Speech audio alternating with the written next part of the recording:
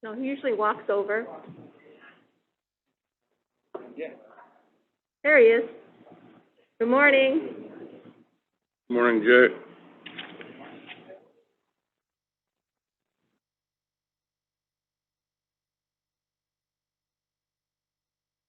You ready for the squad? Behind you.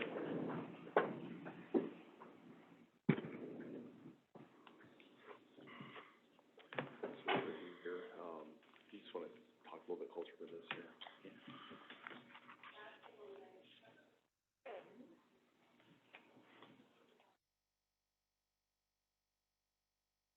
Hey, Mary.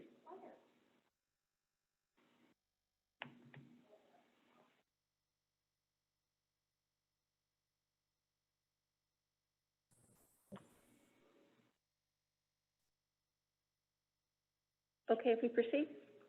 Supervisor Wickham, are you? I'm ready when you are. All right, very good. Well, good morning, everyone. The Board of Supervisors is meeting in a work session Monday, September 20th, 2021. It's 8:15, and we have two guests with us, our county engineers, and also Aaron Mozina from, hope I said that right, from Foth Engineering. So welcome. Why don't you proceed? Well, good morning, supervisors and everybody in the public.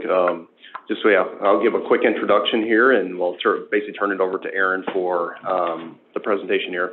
So we're here today to give an update for the John Deere Build Grant project that we have in progress. We're about at the check plan phase right now, and we're here to give an update, a project update, and kind of go over some specific things about the trail component of the project. So I have here Aaron Monizo, is from Foth, our consultant on this project, and I'm going to turn it over to him for the presentation. Thanks, Anthony, and good morning to everyone. Morning. Good morning. It's really nice to actually be here live in person for the first time. So again, yeah, thanks for the nice introduction. My name's Aaron with Foth. Just so everybody's aware, I do have one of my colleagues, Clayton, who's listening in on the Zoom call, and we're just gonna, as Anthony said, have some information we'd like to go through with you here this morning, an update here on the project. So if you could be so kind as to maybe advance the slide here, just to kind of let you know what we're planning on covering here this morning. So we've got a couple schedule updates, and from a little bit more of a detailed perspective, we really wanted to talk about the trail crossing, which was one of the items that we had left off from our previous meeting. So if you could please maybe go to the next slide. Thank you so much. So here's just a quick update on kind of where we've been and where we're going since we last had the pleasure of speaking with you folks a little bit earlier this year. As Anthony mentioned, we are quickly approaching our check plan submittal, and we'll get into that here in just a moment. But the primary thing that we wanted to provide an update here to the board today is just on the topic of the trail crossing there at Highway 3. So to refresh everybody's memory, that was something that we had talked about here at our last meeting back in February, and there were some different things that we were looking at and some action items that we needed to work out here with the Iowa DOT. So I'd like to take a few minutes to walk you through that and kind of let you know what we've been doing here these past number of months.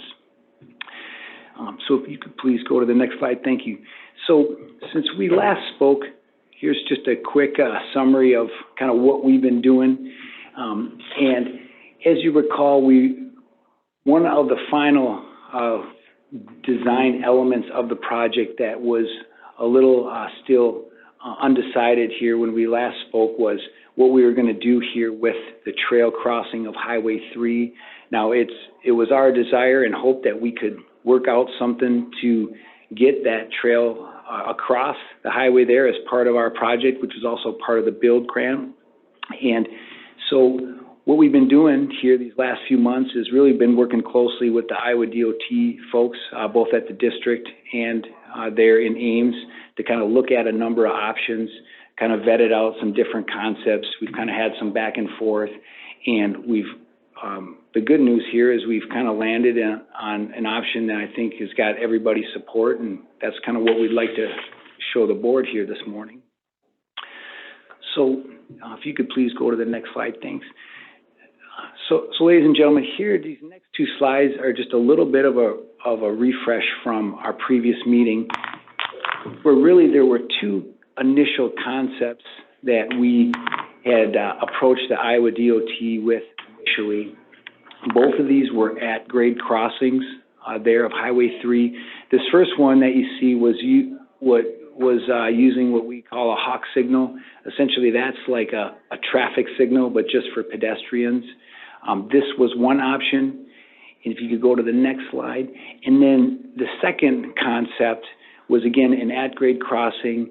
This was a little different in the sense where we were looking at adding what we call a median refuge in the middle of the roadway, and then we're using some special signage called rectangular rapid flashing beacons.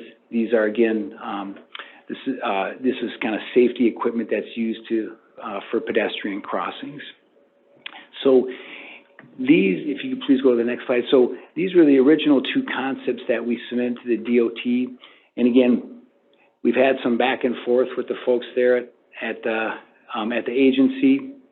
And this is kind of where we've landed in terms of what the Iowa DOT has agreed and is in support of here for our project. And as you can see here is we're going to have, they're in support of an at-grade crossing. You can see that we've kind of slid the crossing just a little bit further to the north, and we're going to go with the option that has the median refuge. And again, what the median refuge is just a little area in between the lanes for crossing pedestrians to kind of stop if they need to. And if you could please go to the next slide here, just to kind of zoom in on that a little bit more, just to kind of highlight a couple other elements here of what this crossing looks like. So, of course, we'll have various signage and striping here at the intersection for safety purposes. And you can see we'll also have lighting there at the intersection. And one of the other things I guess I'll just kind of call out here, which kind of aligned with what the Iowa DOT was looking to do with this area in the future is, you know, we've really changed this from a 4-lane section down to what we're calling a 3-lane section, which is going to help facilitate the little bit ease of having that at-grade crossing here at this location. Is the middle lane, the pedestrian area, the 3rd lane? Is that what you're referring to when you say 3 lanes? Yeah, Jay, that's exactly right. So it's like what we'll do is, yeah, you'll see there's where, you know, right now through this section, we kind of have 4 lanes, and then it kind of tapers back down to 2 lanes north of this area. But essentially what we're going to do is we're going to carry the 2 through lanes through this, and then the 3rd lane at the intersection will be used for turn lanes to kind of get the turning traffic out of the through traffic. And then it'll also allow us to kind of have less distance for pedestrians to cross here of Highway 3. Well, the other thing is, I believe the DOT, as Aaron said, is looking to go to a 3-lane scenario all the way over to the northwest of Curiel. So this is going to be not sure exactly when this is going to take place. That's what they're discussing right now. Yeah, correct. Good point.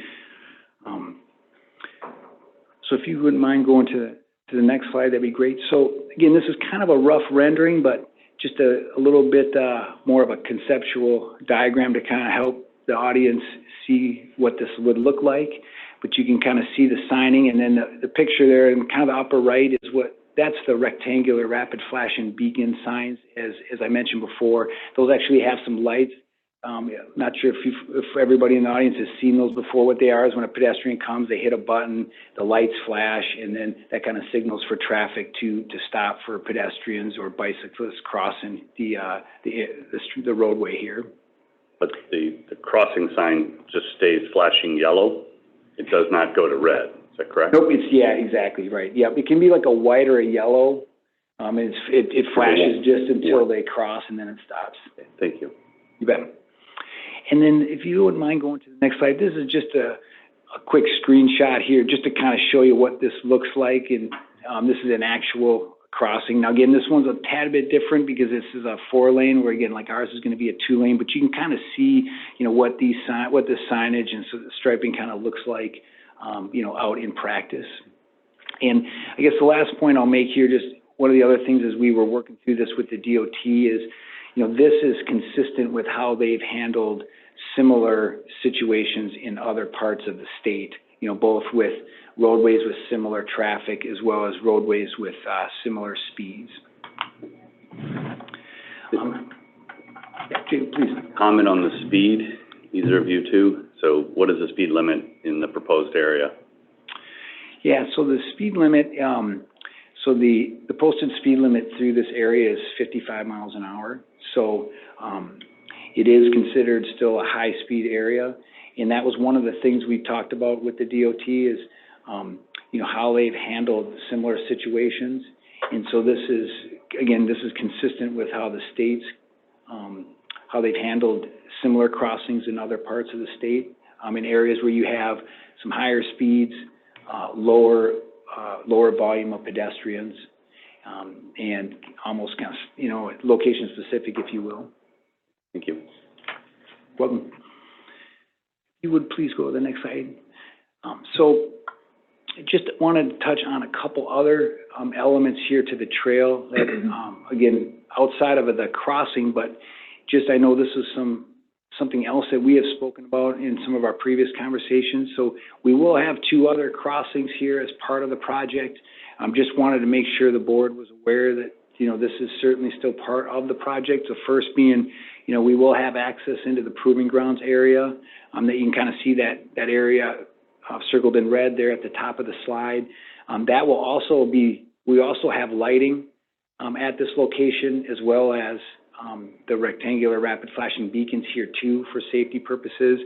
And then similar to the other crossing closer to John Deere, that's gonna allow us to get access to the John Deere property here for the trail system. Again, that will also have lighting and the rectangular rapid flashing beacons as well. So before I guess I could finish here, and then we can kind of open it up for any questions the board has.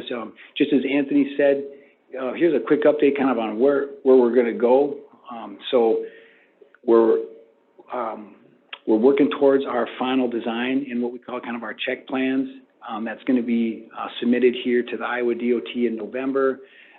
The schedule is to kind of get through that review and have everything ready to go by the end of the year, which will kind of put us on track for letting the project here in next March of 2022, with construction to begin hopefully shortly thereafter, kind of looking in that April, kind of April timeframe.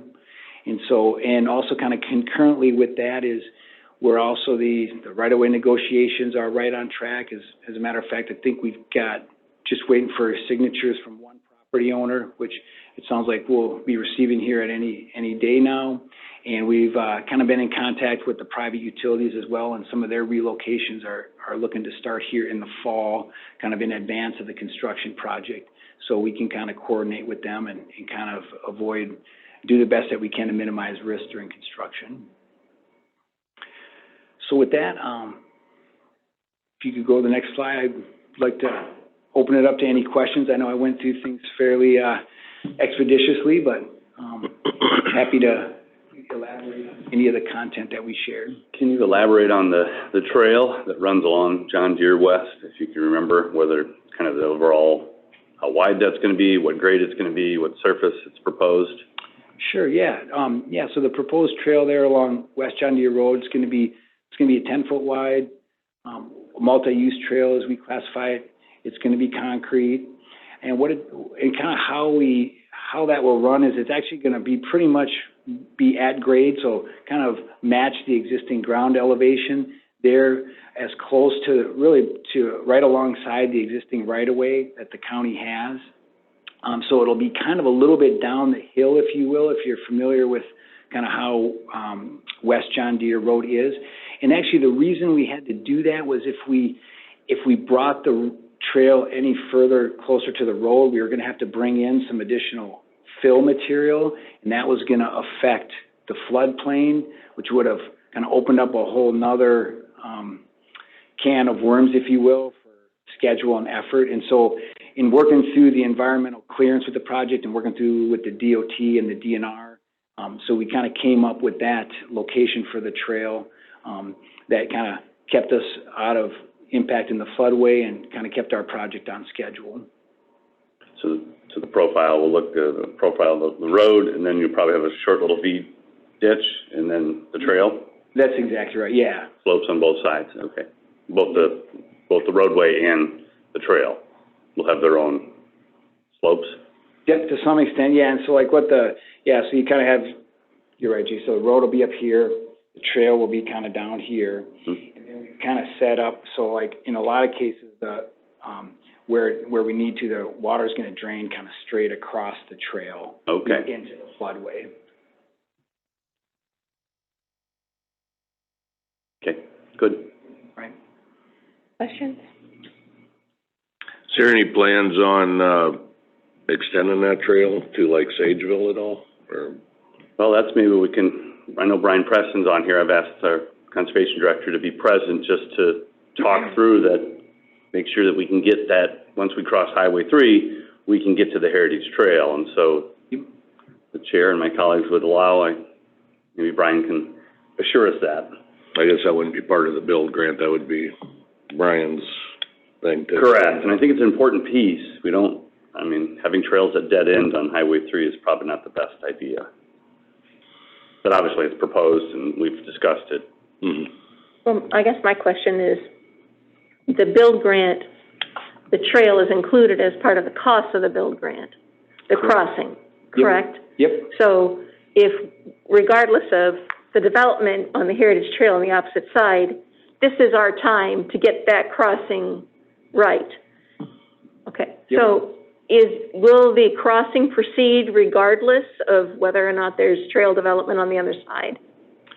Well, I guess If we approve it. You can, yeah, I was just saying, Andy can jump in if I, speak, but I know we've been in contact with Brian kind of throughout the process, and so, you know, I know he's kind of got a separate project to kind of make that connection. It's, you know, I think he's got, and I'll let him kind of speak to it, but I know when we last spoke, I know he's got, I think some, if not all, the right of way. And what, you know, and what was really most helpful for him is if we could get this across Highway 3, you know, that was gonna kind of set him up really well for that last little segment, you know, to kind of connect where the build grant project ends up to Heritage Trail. So, I mean, I guess to answer your question, yeah, I think, yeah, you know, my understanding is sometime here within the next 1 to 2 years, that connection should be fully made. I think as long as that project stays on this current schedule. And then I would just have a question for my colleague about you drive that all the time, Harley, and you raise concerns from your past experience about driver speed and all those. Do these seem to alleviate your concerns? You're still gonna have the speed concerns. I think if they move it down, or I guess more to the north where it's already down to the merge lanes, or, you know, where it widens out, or you're narrowing it down to one lane, I think, can make it a lot safer than trying to cross 2 lanes each way. And if there's gonna be lights there, I mean, there's gonna be a learning curve for the traffic flow, but, personally, I would like to try to make it go up to the other crossing, you know, where they go over the top, but I know that's obviously not feasible, so. I guess we'll have to wait and see. Hopefully it, goes well, but. I'd like to see the speed limit come down, so this is just conversation. So I think is Highway 3 at former 52, as it winds through, was that 50 miles an hour to? 50 to the bridge and then 55 from the bridge towards Dubuque. I'd like to see it match at least 50 and bring it down a little bit. I think that would help. And then I like your design, you know, crossing the narrowest part of the road, or just 2 lanes, not the 4 or 3.5 or whatever that transition is. And so I'm pleased with that.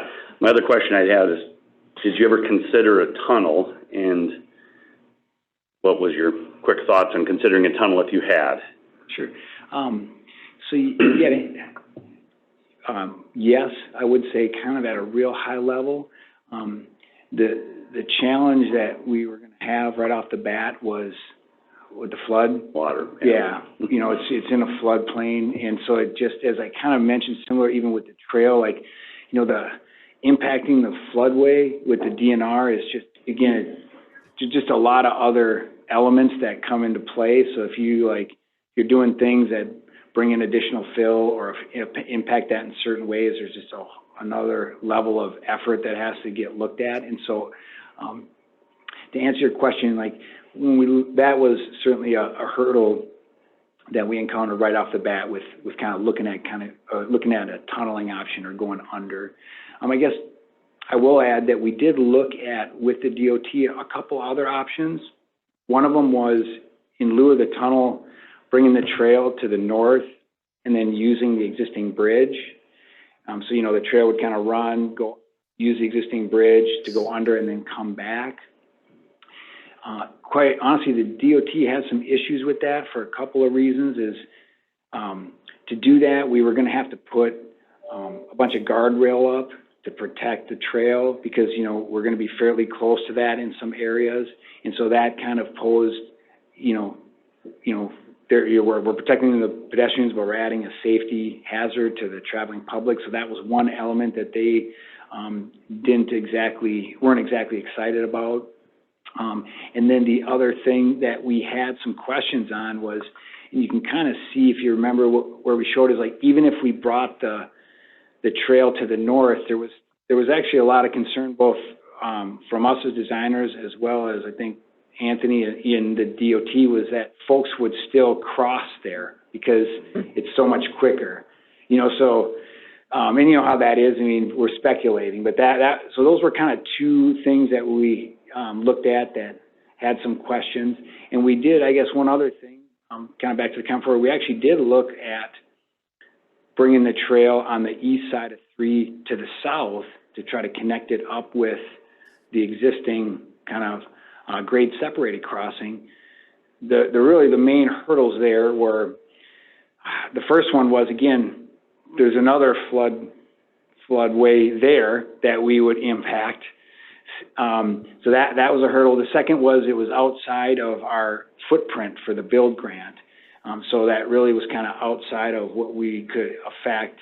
And then the third element was, there's a bridge there just south of this intersection. And so we were going to have to either build a second bridge or extend that existing bridge to kind of get that trail south. So these were all things that we had I know I kind of glossed over, but yeah, these are all things that we were kind of having back and forth with the county, with us, as well as the Iowa DOT, kind of looking at the pros and cons and a number of different alternatives. So, Anthony, do you think we'd have a chance to bring the speed down? Could we have that as discussion? I think it's a valid question that we can pose to the DOT, especially since you're kind of entering, turn off the Mud Lake, you got a curve situation there, you've got a convenience store, you've got a lot kind of going on in that area. I think it's I'm not going to say definite, but I think it's a good potential that we can have a conversation with the DOT and they'll take a strong look at that, especially with this pedestrian crossing. It makes sense to kind of transfer from a 4-lane to a 3-lane pedestrian, curve, turning traffic. It seems to make sense to go down the speed limit a little bit. Okay. Do we have other questions? I'm ready to hear from Brian if he would like to share. Good morning, Brian. Good morning. This is great information. Appreciate being in on the meeting today, but we are poised and ready to start on that connection when we need to. But there's 2 landowners we need to deal with there. One of them is very agreeable. The other one, we're not sure yet, but we can work around. There also is a state preserve there that I'll need to work with them on finding a route through that area to make the connection with the Heritage Trail, but looking forward to working on that. I think we can make that connection. We can make that connection. So it'd be basically the old Highway 52 corridor there, the abandoned route. And it's probably about 150 yards from that crossing. So not a very long stretch.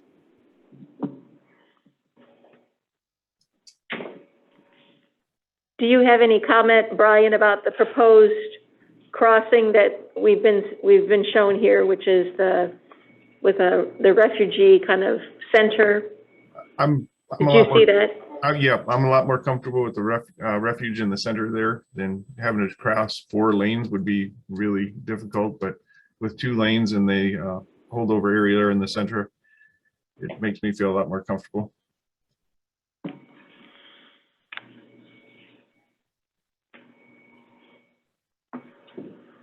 From your perspective, Ryan, is there anything else you would like to have be addressed regarding this crossing? Just from your perspective, you'll be meeting it at the other side. So I guess we'll be responsible for the maintenance on those signs and making sure that everything's operating correctly. Who takes care of that? Is that a DOT issue or is that our? That would be ours. That'd be a secondary road function. So we'd have to have some sort of, I'm sure, kind of a maintenance agreement or 2080 with the DOT. And they would expect us to be responsible for that. And do you know how we would cross the drainage ditch? I think it goes to the north there. Is that going to be coming back up along the road, or is there a separate bridge going to go across there? What do you say? No, About within the right of way? Within the right of way when you're coming off John Deere West? Yep.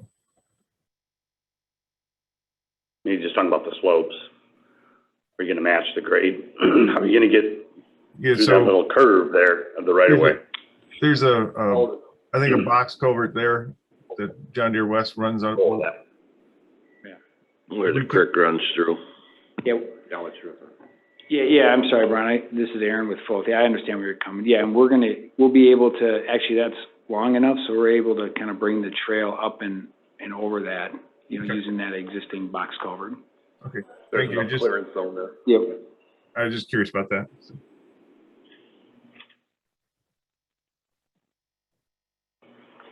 If you wait another year or two, you'll have even more room because half that culvert's almost filled in.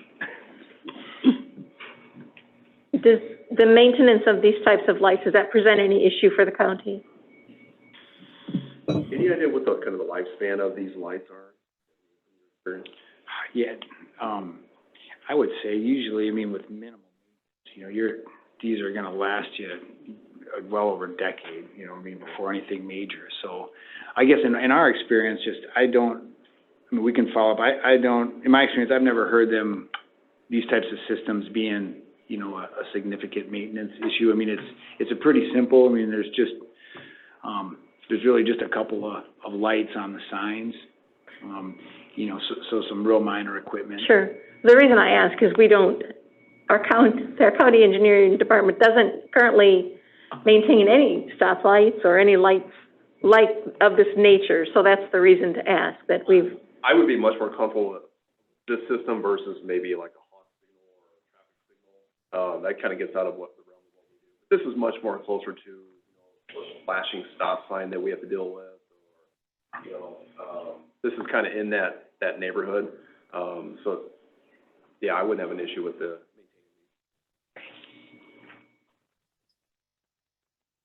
do we have other questions, comments? Just a comment.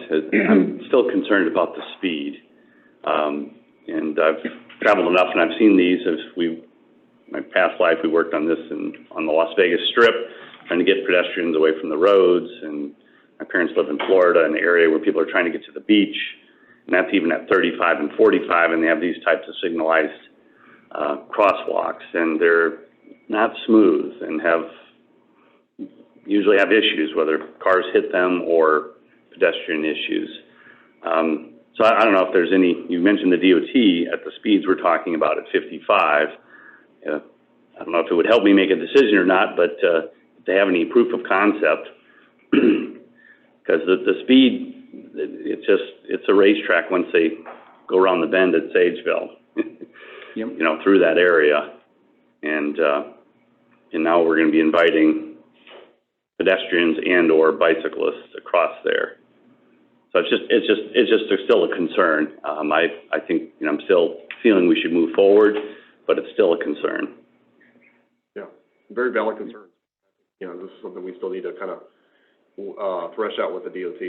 The good news is hopefully there's not the attraction of families and strollers to be in that area. So you'll be dealing with people going to the mountain bike park And so that could be young kids, but, hopefully they'll be with their parents that are also mountain bike riders.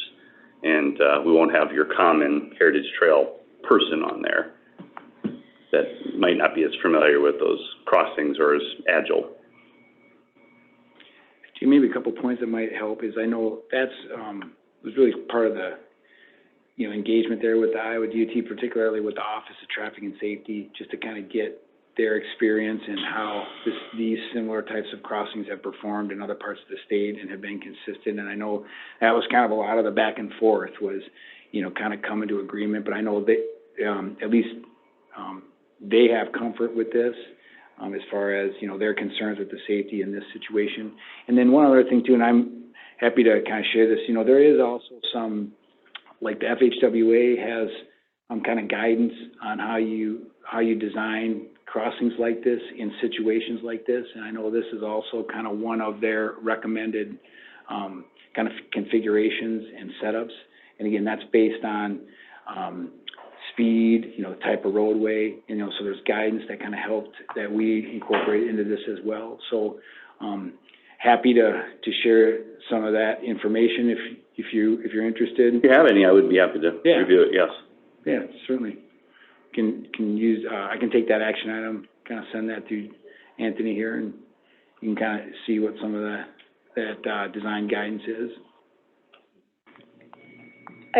My questions really, and maybe their comments more, is as we begin and we let this out and we begin the construction phase, when will the DOT make it a 3-lane or go down to 2-lane? Because it would seem that changing driving patterns would help before we are in advance of letting pedestrians and be encouraged to cross here. So that, it seems like it has to be in time with what the DOT is doing, or following behind would maybe be preferable. I will need to follow up with that answer. I think we've had some kind of preliminary discussion with the DOT that they're focusing on that. They didn't really give us a timeline on that, so I'll need to kind of get back to that. Yeah. I don't know, running the 3-lane all the way to the arterial is necessarily a good idea, though. I like the 4-lane as it is, I agree. Pardon? I think the 4-lane is good as it is past that point.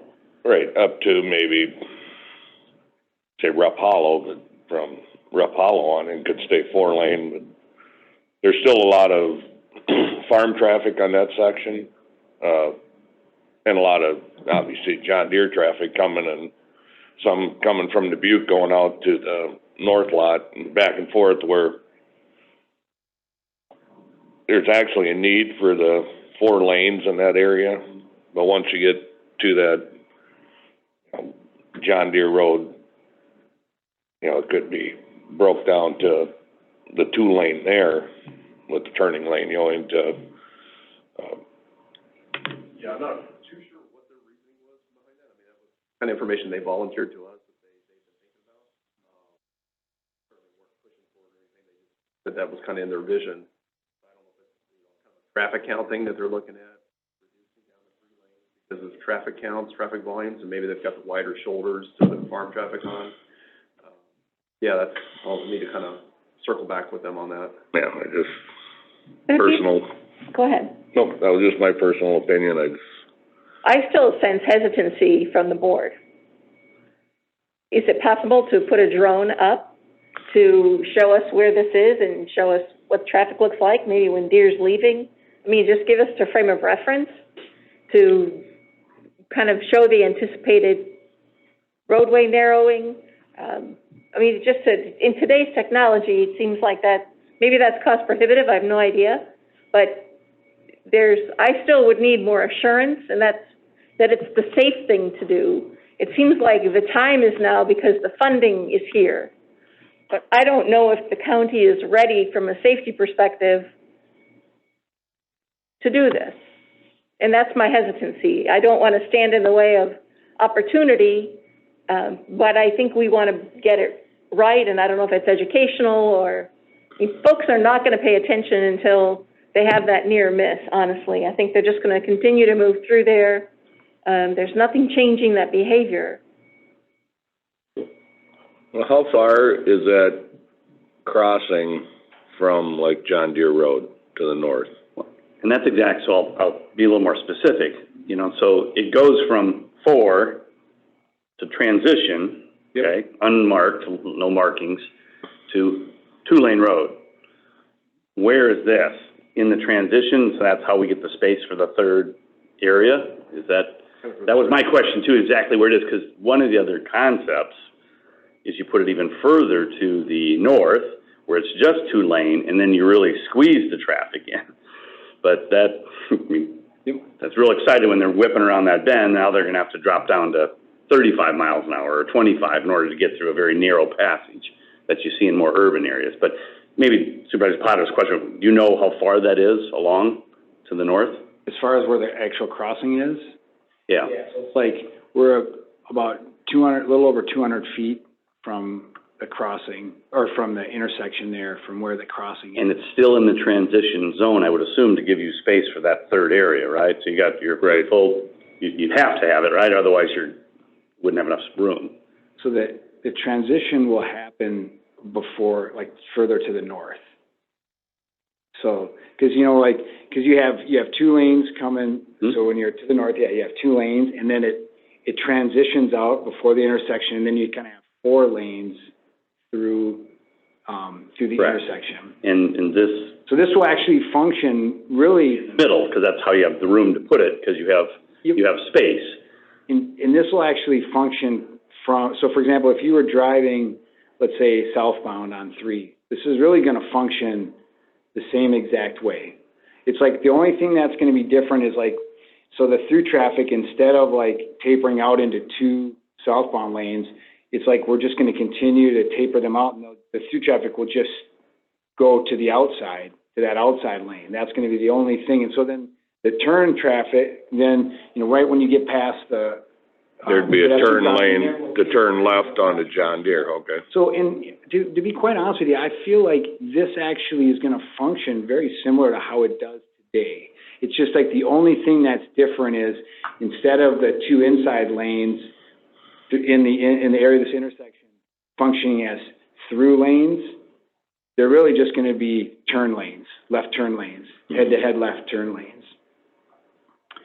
And then, you know, so then, and then, yes, and then we'll kind of taper, and then it will, as you can kind of see, then we'll bring that out, and then it'll taper back to the regular 4-lane section. So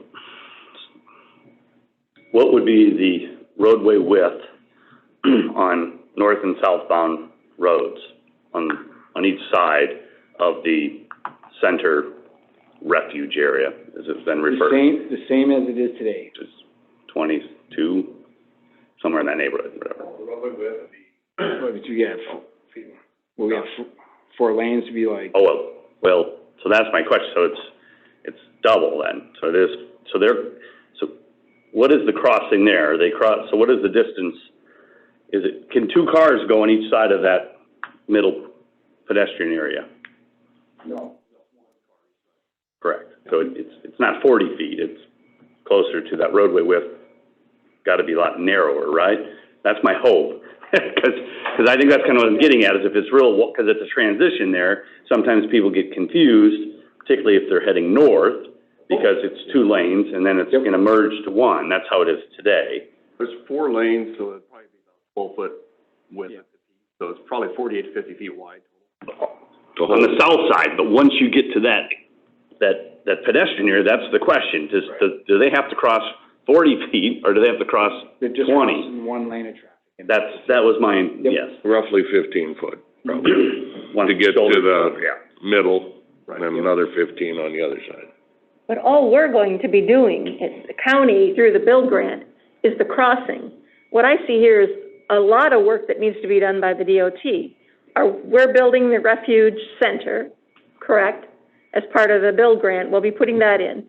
But in terms of addressing turning lanes and transitioning from 4 to 3, that's the DOT's responsibility, correct? The county isn't going to be doing the work on that road. So I really would like to see us, the DOT needs to join us in the work to make sure we're getting the best safety results. Are these traffic markings, is this scenario setting up a 3-lane situation? That is our You'll remark this, so you'll make it, and see, right now, there's the pavement markings, and I live out there, and I've been on that road, and I actually went on there yesterday. The pavement markings are non-existent between the 4 to the 2. It's kind of like a free-for-all. It's a wide space. Figure out where you're supposed to go, and people do, at a very high speed, unfortunately. And so I assume you would mark those now, and so you would see more clear delineation between, hey, you're going through a transition area, and, hey, there's lights, and there's this center pedestrian thing, you better be paying attention. And then it eventually will transition right to a normal two-lane road. The DOT has authorized us Yeah. to construct this, Okay. So I think, you know, that transition will be good. Now, certainly another half mile down the road, it will be the same, and that intersection will probably still be the same, and hopefully you could even stripe that as good as we can. So we will be responsible for making this, yes. okay, so we are in charge of the vision then? Yeah, I think we're talking more of outside the limits of this project, you know. Right. Further down towards North Material, they're gonna ever go back down 3 lanes. That's sure. No, we won't be a part of that. One question I would have on the, center refuge area, are you gonna have, like them crash buffers on each end? What is part of that standard? So you have like, it's like a raised median. So if That's you- not gonna stop a car from hitting somebody in the middle. Right, yep. You know what I'm saying? Is there, I can't think what they're called right now, that they collapse when you hit them, Yep, Assuming you have enough space. Not at 50 miles an hour. yep. something, if somebody's in the middle, you know, at least they're safe, they're not. I would encourage all those as well. I mean, I think that's, you can sense the hesitancy related to the speed and the traffic. I mean, if this was a normal, you know, city road at 25, 35, it'd be like, sure, do it. And we've seen those within the city of Dubuque. It's just, it's pretty rural through that stretch, and people coming, certainly if you're coming from the north, they're traveling 55 plus. Coming to the south, around the bend, they're actually a little slower, but once they go around the bridge, that's where they open it up. But those, I mean, I think you've done just about everything you could have done, short of, you know, if you drop the whole speed down to a 35, 45 from there to maybe past Heritage Pond, that would be what I think would be awesome, because you've got Heritage Pond, which has traffic and turning lanes, you've got a couple roads there, you've got this area here, and then it gets more, there's less intersections, at grade intersections when you get past that, but then you get a stoplight anyway, so. I think it's a great balance of concern, you know, I guess kind of as a sort of a minimum benchmark. Based on the DOT's experience with other scenarios in the state, this is what they're kind of used to, safety related design.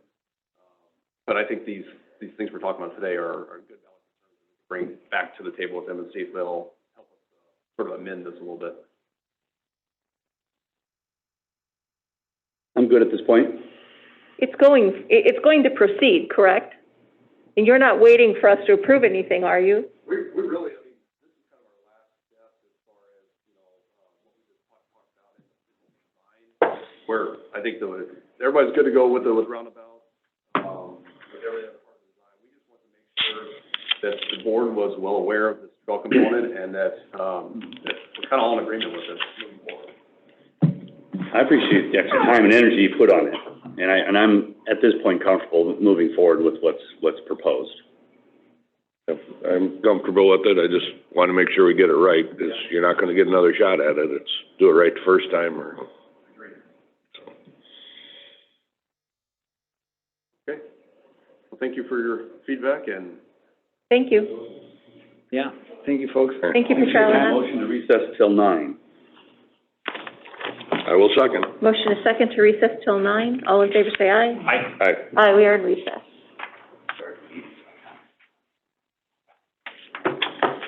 Anthony, will you be here at our meeting? Okay. We do have one action item that will probably need some development and discussion. Okay, very good.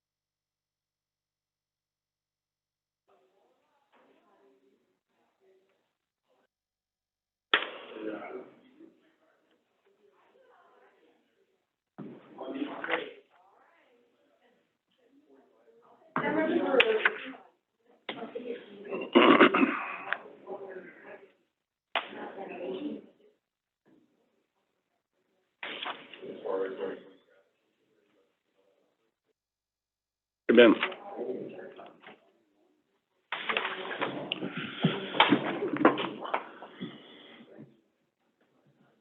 I think I got it. Nope. Yep, I got it. Learning. Off means they're gonna turn on. Because you're overing the override on.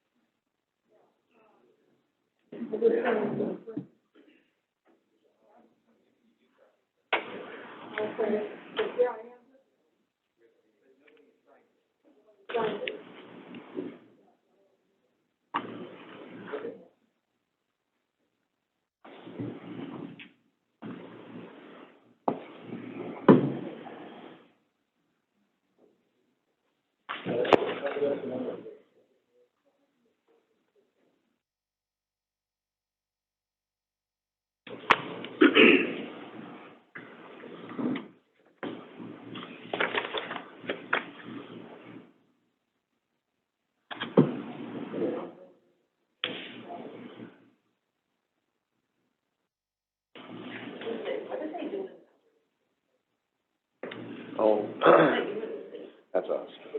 So we have that, there's a little curve there where, part of the road wall is falling off. Yeah, we're gonna see if we can, our maintenance crew's gonna get in there and see if we can, pour a footing and build a wall off that. Try to maintain those. Yeah.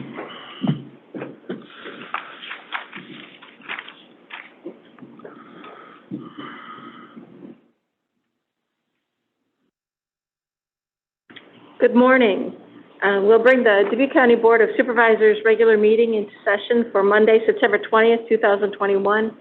It is just past 9 a.m. And first thing on the agenda, as always, is the opportunity for public comments. If anyone wishes to address the board, they may do so at this time. Typically, this is about comments of matters on the agenda. In the virtual world, you would raise your hand in using the reactions button on the bottom of your Zoom screen. Otherwise, enter a comment in chat. And we'll wait a moment to see if anyone wishes to address the board. If you're present in the boardroom, of course, go to the podium.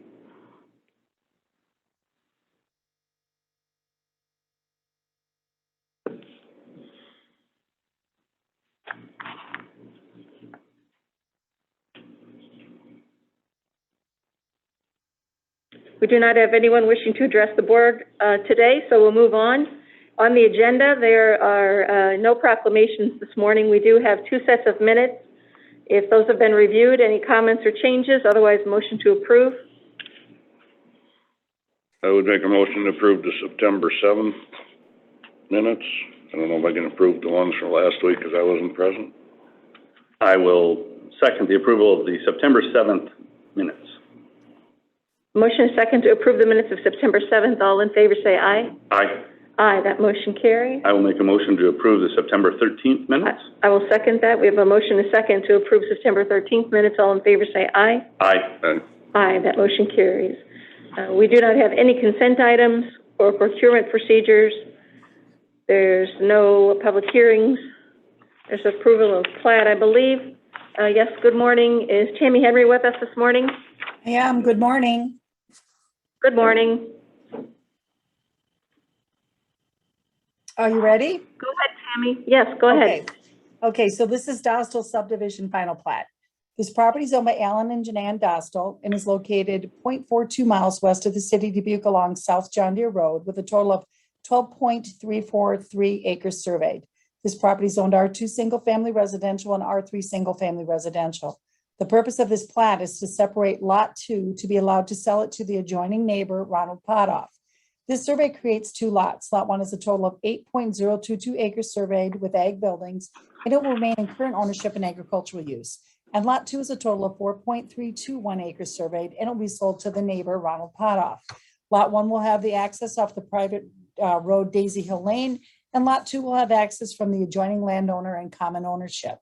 There were no additions or corrections required for the plat, and the mortgage holder's acknowledgement is signed and attached. Some of the signatures were over 60 days old, and they included the surveyor, April 26th of 21, engineer, April 29th of 21, plats officer, May 18th of 21, county planning and zoning, May 18th of 21, The owner's consent, June 7th of 21 and May 28th of 21. The attorney's opinion, June 4th of 21, county assessor, April 29th of 21, and county health, May 27th of 21. This plat's been reviewed by myself as the plat's officer, has all the required signatures. I respectfully recommend approval. So this is just a plat that followed up, actually, when we were doing some of that work out there in John Deere, and there was some right of way that was given back over to the Dastals. And so the Dastals are basically selling off the property that they don't use to Mr. Potoff, and it's just gonna stay in the current what it is. It's not really changing, it's just changing ownership. Because it goes across the highway. Does anybody have any questions? That triangle, that was the county had that, and we vacated right away on that last spring. Right. Yes, yes. And then now that area is going over to Mr. Potoff. So it's just really cleaning up some property lines and who's using it and what they're using it for. In that original parcel was just an easement that we had, is that correct? I remember, so it was never owned by the county. It was just an easement. That's correct. It has the look as if somebody has some intent to do something with that, but maybe that's okay. Yeah, no, there's really no intent. And as you see that little roadway in there, that is actually a roadway that goes all the way through past, you'll see Mr. Falvers and Freiberger's and all that. It goes through there. That was part of what was the old, oh, let me get the right name of the street out there, that it never got developed. So that would have been off of Gardner's Lane. That would have been the extension of Gardner's Lane, or the intent at one time. So that just sits out there and not being used and has no intention to be used.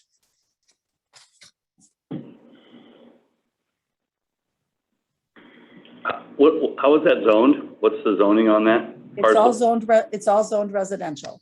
All residential. Mm-hmm. R1 or? No, R2 and R3. R2 So and R3. Yeah, so the R2 is on the other side of the road. The R3 is, as you can see on that, is on the right side of the road. And R3 is the smaller lots that were created. We really don't do R3 anymore.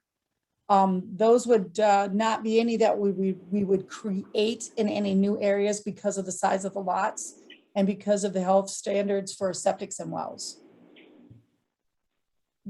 They're out there, we just don't, we just don't create new ones like that. Okay, thank you. Questions? Are there other questions? None for me. I have none. I'll make a motion to approve the plat as presented. I will second. Motion and second to approve the resolution approving final plat. All in favor say aye. Aye. Aye. That motion carries. Thank you, Tammy. Yeah, thank you, everybody. We move on to the action items, item number 7 on the agenda. The first item concerns the lease agreement with Greg and Rex and Wiley for winter equipment parking. Did we have any questions for the county engineer with regard to that? Assume this is the same lease we've been doing for the last series of years. Must be working well. Yes. I will make a motion to approve the resolution. I will second. Motion is second to approve the resolution. All in favor say aye. Aye. Aye. Sorry. Motion carries. Next is the resolution approving the ITC reimbursement agreement for the John Deere Roundabout project area. Did we wish to have hear from the county engineer? We did have a correspondence from the city of Dubuque from Bob Schiesel, the city engineer, assistant city engineer, with regard to reimbursement issues from the city. Go ahead, Anthony. Okay, well, just kind of a refresher. So, with the John Deere Bill Grant project, there are 3 ITC poles that have to be moved for the roundabout construction. 2 of them are in private easements, which requires the county to furnish the cost to do that, to move them out of the way. The agreement that we have worked up here with ITC is for a total of $132,000, with $88,000 of that being the county's responsibility to take care of, to remove those poles. It's probably been, 3 or 4 weeks since we had the discussion, and we discussed kind of going back to the city to see if they would help contribute towards this. So I contacted Bob Shizzle, assistant city engineer, and he gave me a written response. I believe, did you get a part of your packet? Yeah, they're basically saying that the Northwest Arterial is separate from this project altogether. The two don't cross each other. This is fully on a county highway, and it's our responsibility for the cost. And also, I think one of the points they make is their cost in the Northwest Arterial is the local match in the overall federal grant project, which has a lot of value. And they brought up some good points, so that's just kind of where we're at. I think they're respectfully turning down the request to reimburse or contribute towards this cost. Well, I know I was the one who requested you go to the city, and my colleagues supported that. I remember Bob Shizzle being right there in that same podium, asking for the county to pay for utility movement on the Southwest Arterial, and we were partners in that, and we said sure, and we did just that, and it was substantial. It was in the tens of thousands, if not hundreds of thousands of dollars. And we went into this project together. The application was together. It was led by the city of Dubuque for both the Northwest Arterial and the John Deere component. The one time they were all one project, now it's been separated at the DOT's request. I think it's just double talk that they're saying we have all these other issues and they're totally separate and we don't want to pay. It's unfortunate. It's their right to refuse, but I think if you look at the county's record of participation, it's been really good. And I wish our partner on the other side would reciprocate. Sure. I did relay the sort of the request of the supervisors and the discussion that we had, that yeah, we were a partner in the Southwest Arterial, and we definitely shared some costs of that. So I relayed that to Mr. Shizzle, and you know, he took that back to his various departments that he had to discuss with. And can we request it to the city council? I mean, that's what they do to us. They come right here, request it right to the elected officials, Right. and we say yes. We seem to never get to that level of importance in our requests. I guess you can. I'm not dissatisfied with their answer. They are stressing in their correspondence that they are contributing significant amounts of money toward the Northwest Arterial, which is the match to this. Normally, we'd have to have how much of a match, Anthony? Do you remember under the term? How much? 20%. 20%. So it's a $5.4 million build grant, and we would somehow have to come up with the match. We're using the city's contribution to the Northwest Arterial. That's just double talk. As match. That's double talk. We go back to the application, and you can look at the application, how this whole started. That's not my interpretation of how. I understand The that. Northwest Arterial. They didn't even own the Northwest Arterial when we started this process, correct? That's correct. Yeah. They didn't even own that match, and now they do, and now we're using federal money to improve it, which is wonderful. That's wonderful. We want to improve our roads using federal money, but to say that they used a asset that they didn't even own as the match is a little much of a stretch. But either way, I think we should, my request at this point I'm not going is to to go defend to the city. council. That's not my job. This always comes up every time we ask the city to do something, and they inform us factually of what they are doing, and certain members find it insufficient or inadequate. Unfair. So over to Supervisor Potoff. Do you have any questions?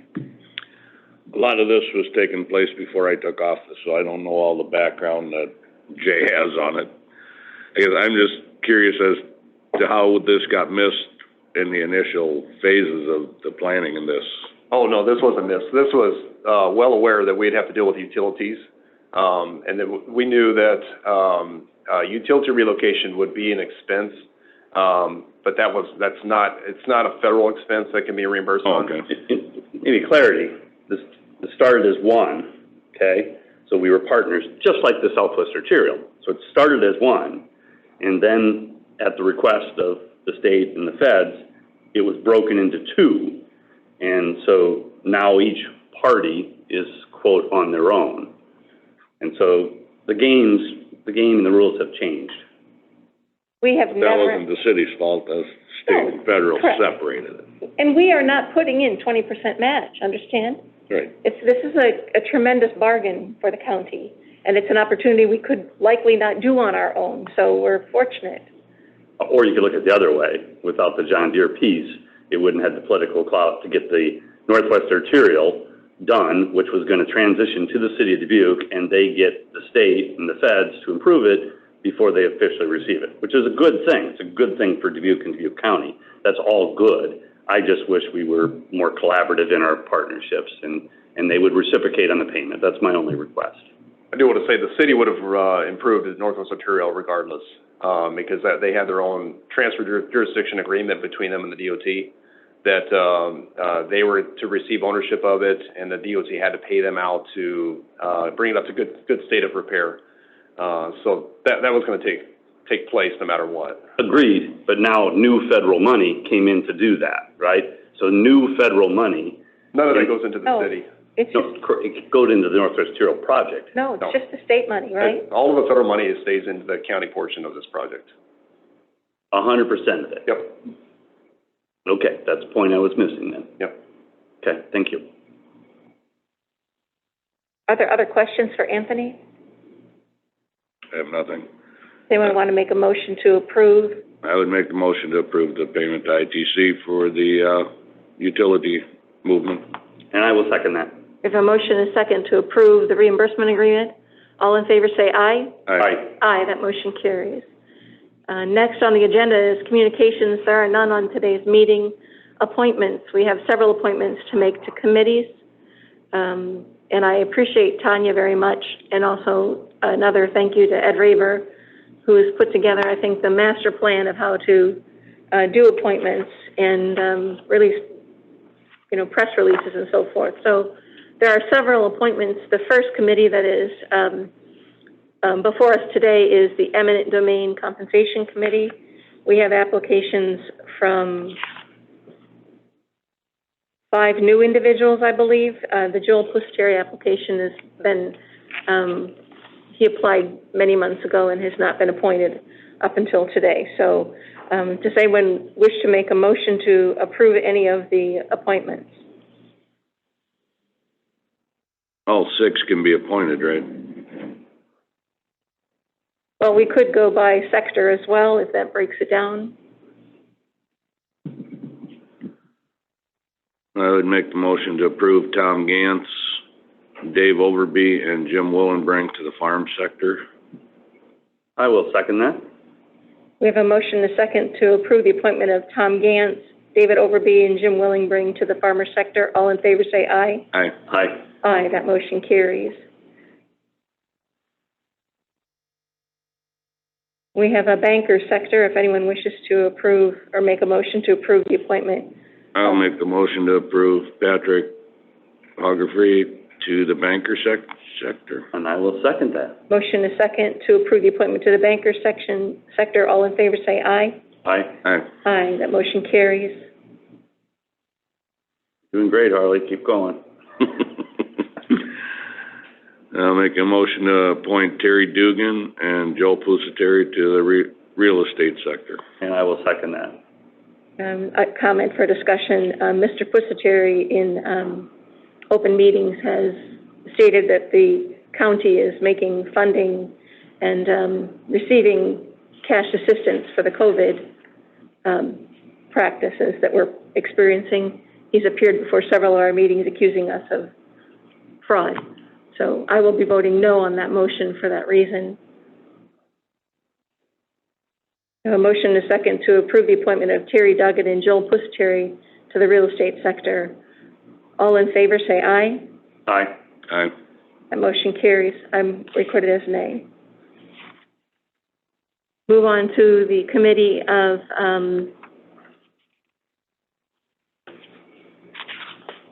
the Equal Opportunity Committee. These are 3-year terms. I would ask, Dawn, if you can give us some updates. I mean, this committee is actually not functioning, and we're in the middle of a redesign, are we not?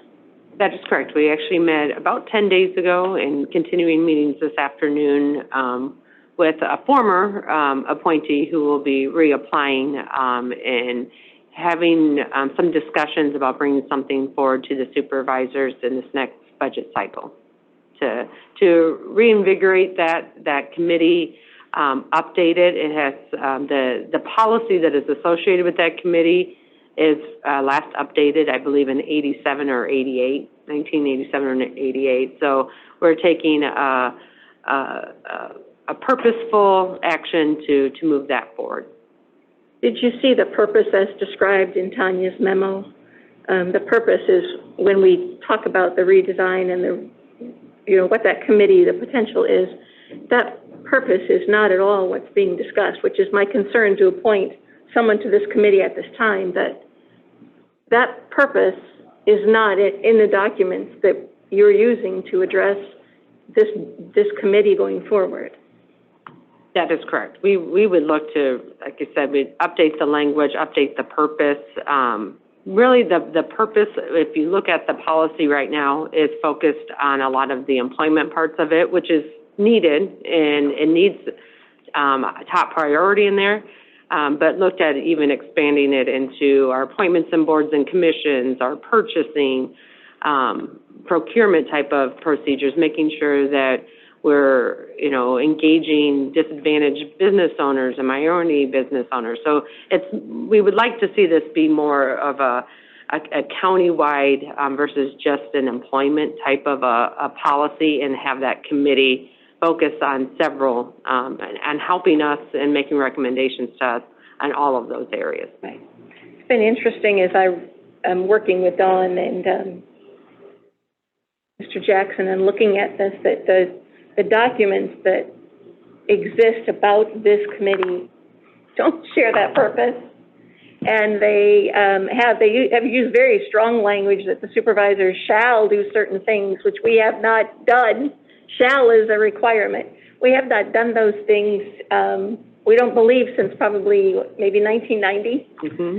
So there's a lot of work. But anyway, it would be my recommendation that we not appoint anyone to a committee that is in flux and searching for purpose. Well, how long is it going to be in flux? So we've had this discussion for a good 2 years. So at some point, having a citizen on the committee might be helpful moving this forward. So I applaud them if they want to be part of this. They're not going to make a lot of money.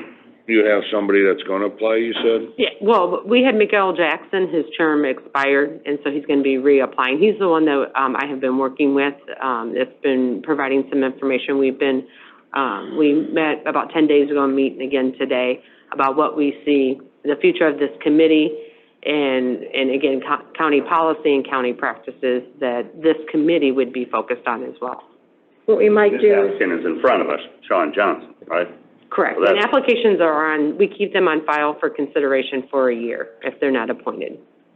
what we could do is I've not spoken to Mr. Johnson, so I don't know if he is aware that the purpose is being actively redesigned. So that would be, if we want to table this appointment for a week or so, Dawn, maybe you can reach him. I just don't want to put a citizen on a committee whose purpose isn't any longer.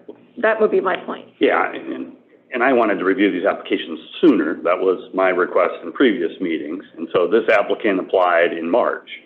And today is the first time we're reviewing it. Is that correct? Fair? So, I just don't think that's a good process. And I've stated we should be, if we think committees and commissions are important, we should be looking at them sooner, not in longer periods. So, I just don't understand. If we feel this is important, I think we should be reviewing them in a shorter fashion versus every 3 months or so. And I don't even know what our process is now. Is it every 3 months?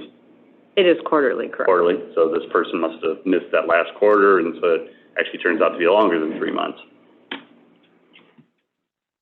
I understand your viewpoint there, Jay, but being it's the only person that's on the committee.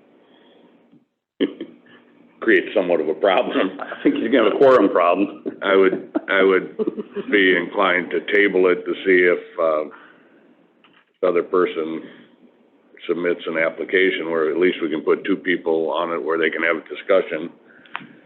So I would make the motion to table for 2 weeks, a week. I'll second that. We have a motion and a second to table the application of Mr. Johnson for 2 weeks. Is there any further discussion? Hearing none, all in favor say aye. Aye. Aye. That motion carries. The last appointment we have today is to the Investment Policy Advisory Committee. I believe both of these individuals currently serve on this committee. There are 2 vacancies. I'll make a motion to appoint Jerry Lynch and Joyce Jarding. I think you have to appoint them to terms, Jay, also. Well, let me look at the terms. There we go. We have one position ending 6/23. One ending the 22nd. So I will do those terms in order, if they would like. The first one ending 2023 to Jerry Lynch, and the second one ending 2022 to Joyce Jarding. I will second that. Motion and a second, appointing Jerry Lynch to a term that expires on June 30th, 2023, and Joyce Jarding to a term that expires December 31st, 2022. All in favor say aye. Aye. Aye. Aye, that motion carries. Next is just our continued look at the open vacancies. I think that will be changing. We'll look for a new revised one. I think that including this in the packet every week does stress that we are finding these very important positions, and we're making great progress in moving toward positions on many of the committees. So Definitely making progress. Looking at the applications, there were several that never got notified that their term was expiring. Who's supposed to be notifying them or sending? Tanya does do that through email. We have a template form that we send out to them about a month before their term is expired to remind them if they would like to reapply. So if you have specifics, if you want to let me know, we do go by the email that's on their application, or if they've updated it with us. I just saw her a couple, I think it was both Joyce maybe and the other one that, I reached out to the treasurer and just said, how did you end up with 2 vacancies again? And it's just a matter of, they haven't met since before the pandemic, so. things kind of, okay. Chair, if you don't mind, I do want to make a comment about the compensation board. You as the board have 2 representatives that represent you on the conference board in your interest, and so you do have 2 vacancies, and that board always meets the first Monday in December.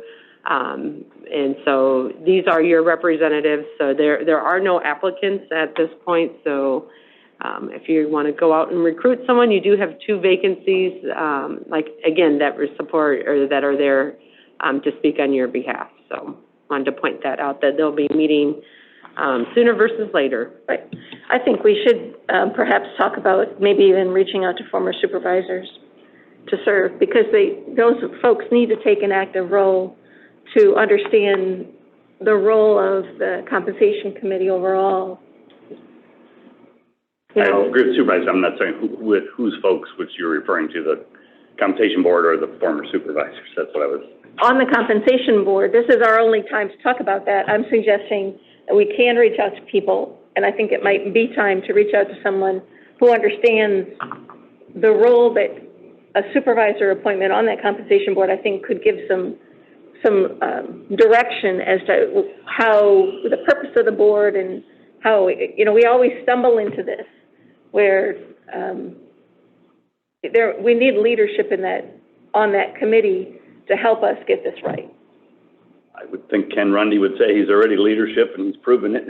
But he's not, he doesn't represent the Board of Supervisors. Oh, I know. Right. I know. I voted against the last 2, if not 3, compensation board proposals. So I'm very familiar with the degree of difficulty, at least in my view, in getting the percentages right.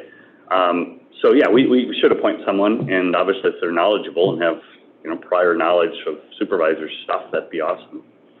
But I don't have any expectations that, that appointment will maybe solve the dilemma of larger than normal, pay raises that come forward for elected officials.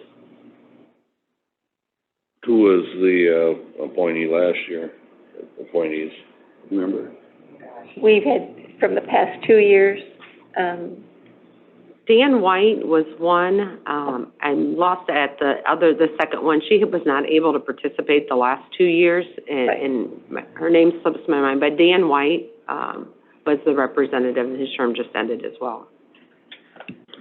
Can we get Ken Runny to be ours and then just advocate on our behalf? He was really good. thank you, Dawn, for the reminder. On the personnel requisitions, there are no personnel requisitions at this time. This concludes the formal meeting. We have opportunity for citizens who wish to give public input. You may do so at this time. If you're in the room, approach the podium, give your name and address. If you are online, you may raise your hand using that action in the reactions part of the bar, or enter a comment in chat. We'll hold a moment.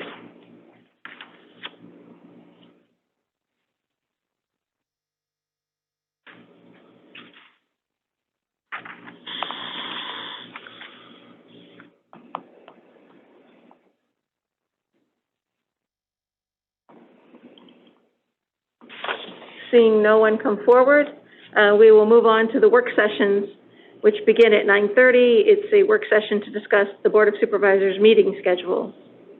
Does the chair or the other supervisors wish to go back to the engineering report and then catch up on our schedule? I'm open, just throwing that out.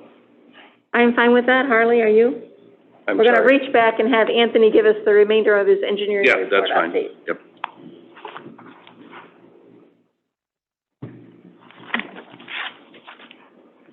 Okay, I'll do the rundown here. The Carper Harbor Bridge, Road Bridge, that project is now complete. Simon Road Bridge, Raider Construction has completed the bridge construction. They are just waiting for River City Paving to move in and pave the asphalt approaches. Stager Road Bridge, all work is complete except for the object markers for the bridge posts. That bridge should be open sometime in the next couple days. Chesapeake Road Bridge, Taylor Construction is finishing up work on the substructure, and we'll be working on forming for the deck. Same thing with Millville Road, Taylor Construction is working on the substructure. And for Cox Springs Road,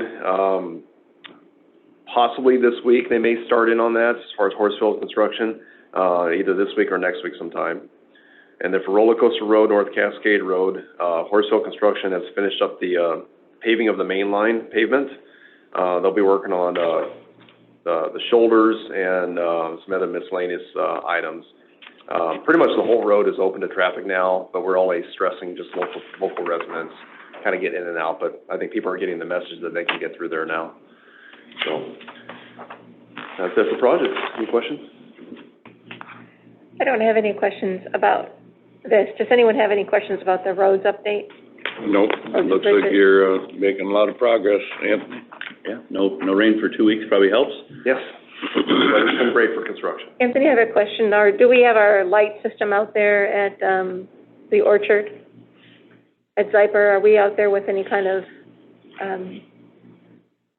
we talked about having some kind of light or a billboard, I mean, something that was going to be there to address traffic. So I see the sheriff's in the back of the room as well. Yeah, specifically I've talked to Sam Shea with the DOT to see if they can help provide some message boards out there. I have not heard anything back from them yet.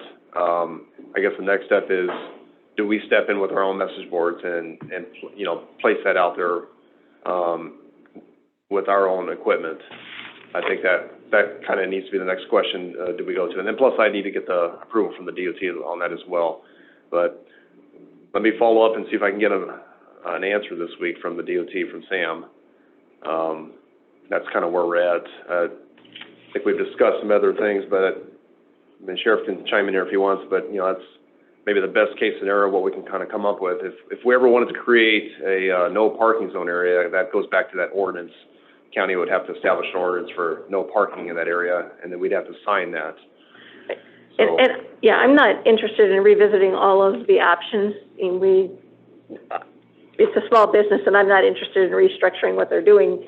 I thought we had consensus, we were gonna do some message boards, that might be helpful, and that we would reach out to the folks and ask, and that would be something we could do proactively. And I'm not aware that they're there, so maybe maybe I misunderstood. I thought it was a county message board, but perhaps it was a DOT that we were considering. Well, DOT has their own message boards. I know Sam was reluctant to provide them because, at one time they had all these different types of businesses around the state requesting these message boards, and,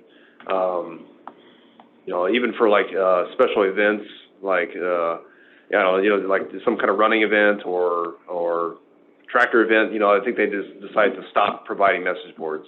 Okay. So, it's probably gonna come down to us having to provide them out there, if they'll allow us permission to go do that. If who will allow us permission, the DOT? Okay. Set it up in there right away. But we have county message boards that could be used, and then what would they say potentially? Well, we have 4, available. We use them from time to time on different projects, but, they'll be freed up pretty soon here from our current projects. That's what we'd have to talk about that message. I'm not exactly sure what that needs to say. Okay, well, I appreciate the update on that. I would like to continue to move forward with something there. Okay. Is there anything more for Anthony? No, Thank you very much for sticking around. Thanks, Anthony. So as to the work session to discuss the Board of Supervisors meeting schedule, has anyone, I know that our auditor is joining us again after some time away, but was there discussion with the auditor about the rescheduling and you did not address that with the auditor's office? Okay, well, I would invite, Kevin, you to participate as well. So as we talk about this, I don't know, the meeting schedules, usually the auditor is engaged in that conversation as a primary function of his office as well. Morning. Okay. No. Is that on? Yeah, it says it's on. So, the meeting schedule discussion has come up, as the American Rescue Plan Act applications have closed. We are talking about how we'll work through the volume of information that we've received. So one of the suggestions that has come up is that since our formal meetings are moving along really well and quickly at this point, to discuss going back to twice a month formal meetings and twice a month now doing American Rescue Plan Act work sessions on that Monday instead. So that's kind of where we'd like the conversation to start, to see if there's interest in doing that. A high level, how many applications did we receive? So we received 26 internal applications and 64 external. 64 external, okay, I'm glad I didn't bet on the under.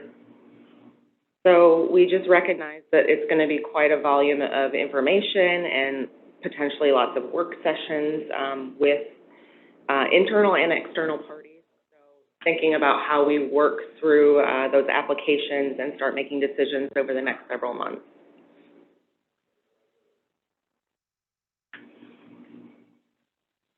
I generally, I know Supervisor McDonough, I think, led the charge in changing the schedule, and I generally have liked it. So I think moving to once a week in the morning has seemed to work well for citizens, staff, supervisors. So I would propose keeping that and then adding a component, whether it's an hour or two, or however long you think we need to be here, for American Rescue Funds. We do need to do that work. But disrupting our normal schedule seems a little drastic, unless you have a proposal that would only go for a month or two, or... Unsure. Yeah, and really see, that's the problem with American Rescue Funds. It's, you know, Yeah. it could go on until 2026.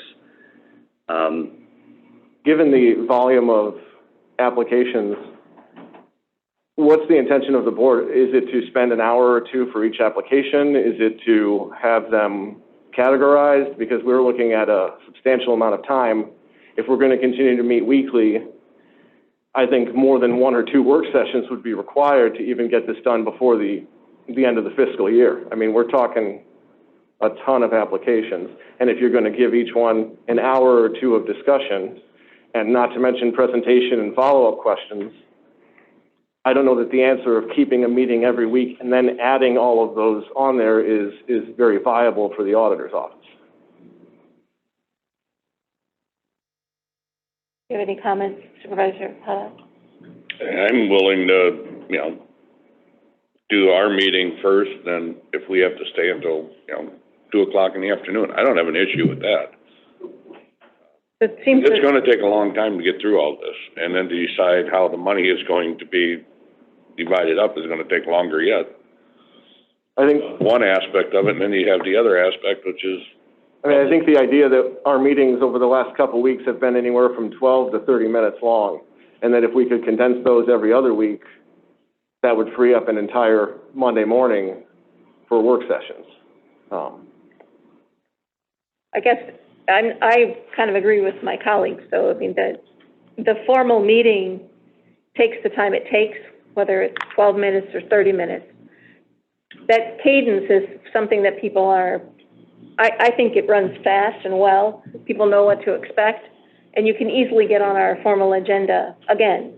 So I like that, and I think just beginning the work sessions, I mean, we need to set structure. There's a lot of some preliminary work to do about how to handle the rescue funds requests that isn't in place yet. Correct.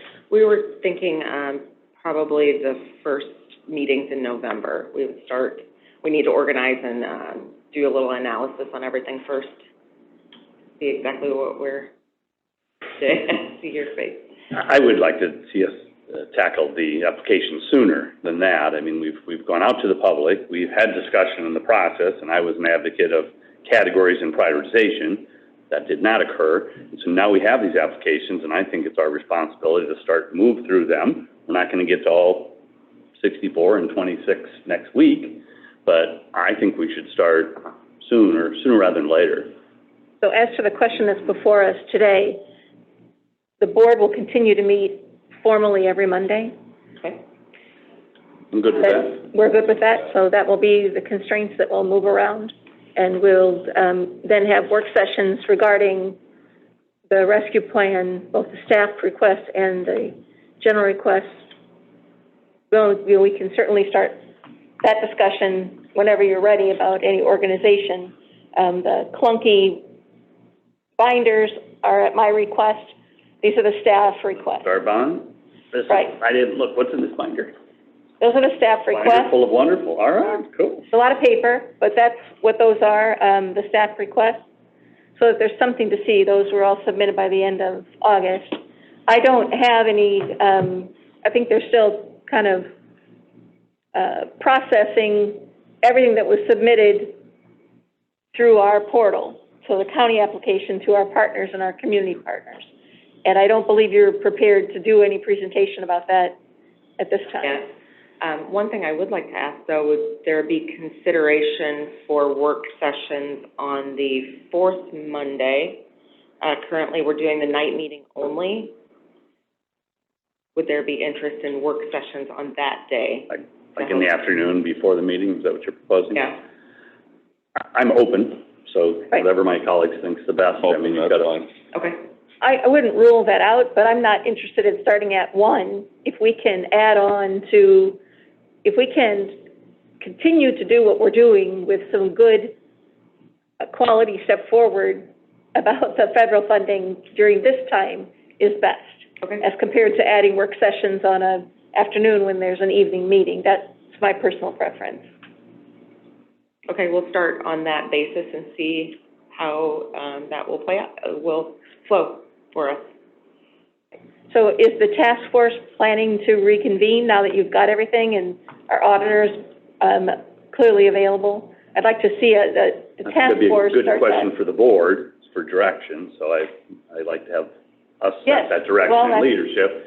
So I would be in favor of that, of having the task force meet again, provide some sort of summary, some sort of additional help for you as far as what we've received. So you have, right now I have high level, 26 internal and 64 external, but I don't know the whole dollar amount. I don't know if one came from 10 applications came from one department, all those types of things.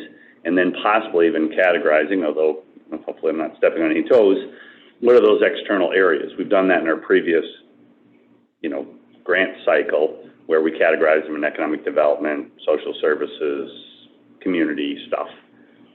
So the 20, Just to help us understand them better, I would be in favor of the group meeting, and that would be some of the objectives I'd be looking for. One of the things we have discussed is bringing forward the mental health services applications first, knowing that we have a potential funding source of our fund balance that we want to work through as well. So you may start seeing those ones pulled out first. I think that's exactly the type of insight we're looking for if your group meets, to say, hey, these should probably move up here because we have timely funding sources from other areas that would help us. but what I want to stress is that we are operating in the blind.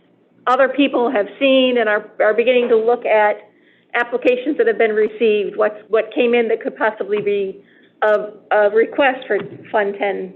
We don't know that, because we don't know what's been submitted. So if you can't start crunching quickly some kind of spreadsheet or something, we continue to try to have discussion about something that doesn't have any framework. You know it, we don't. So we need to get the framework out for us to see. Just like the binder that now lists all of the applications from staff, those total up, I believe you've said, to $46.5 million of requests from our department staff. That's just internal. I definitely like to see a External summary. is $19 million. Mine's only been 2 business days, okay, Thursday and Friday. So it's only been 2 business days that's been closed. So I would like to see that summary as well, and have the group meet, and then have a folder available for us and or the public potentially to go view these applications. And we've done that in the past, so it's not any brand new process. We're in the process of downloading all of the information and providing, we'll do a paper binder for the board on the external as well, and then have all of the attachments and everything available in probably the OneDrive folder. Yeah, that worked real well for the other applications. I thought I was very comfortable with that, so. And I will, Now, if we can have it next week, I'll really be happy. So now you get 7 business days instead of just 2. I'd like to see you begin with something that isn't downloading everything. Have we been creating some kind of an overreaching spreadsheet or something? Have they been coming in? I mean, we must have some kind of a scratch document. I have that, yes. Okay, so could you release that to us so we could get the glimpse? I don't need to have a file with, 80 documents in it. If I could just see the parameters, it would be very helpful. That would be extraordinary.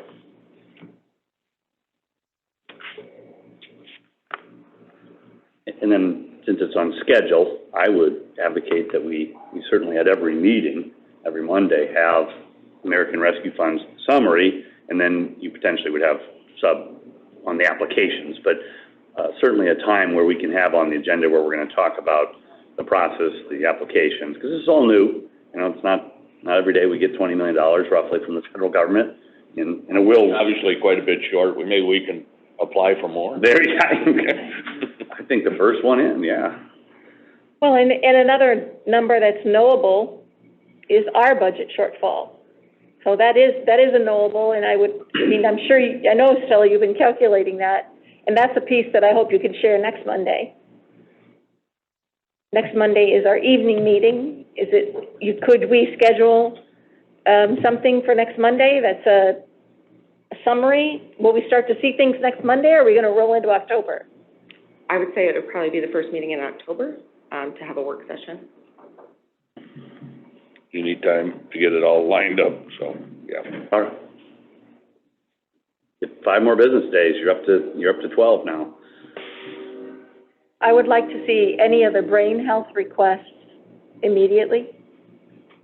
Those should be easily discernible, and I'd like to see those so that I can start working with well, and obviously you can share them. When I say me, I mean us. It all comes to all of us. But I would like to be able to start working on those proposals to get them ready for, if there's opportunity for continuing operational funding from the region. There may be follow-up questions that we're going to need to have. There's money there. There's funds. So $1 million. we should send them through that portal. Right. Governing board. Governing board, so the regional governing board, not a portal.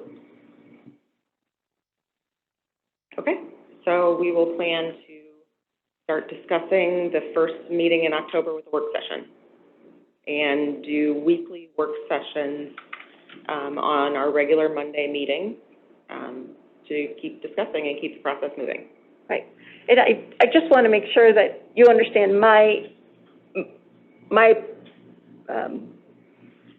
expectation is that the auditor's office is integral to what we're doing, right? So the auditor should be involved in all of the conversations, so that when we have questions about how the reporting is or how the budgeting is, yes, I want you to be working together so that all this information is processed.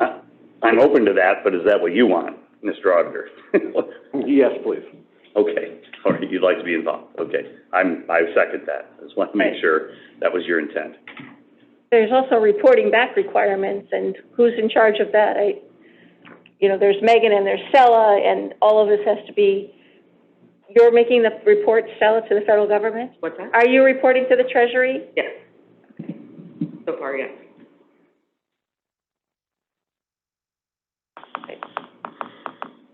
Is there anything more on this topic?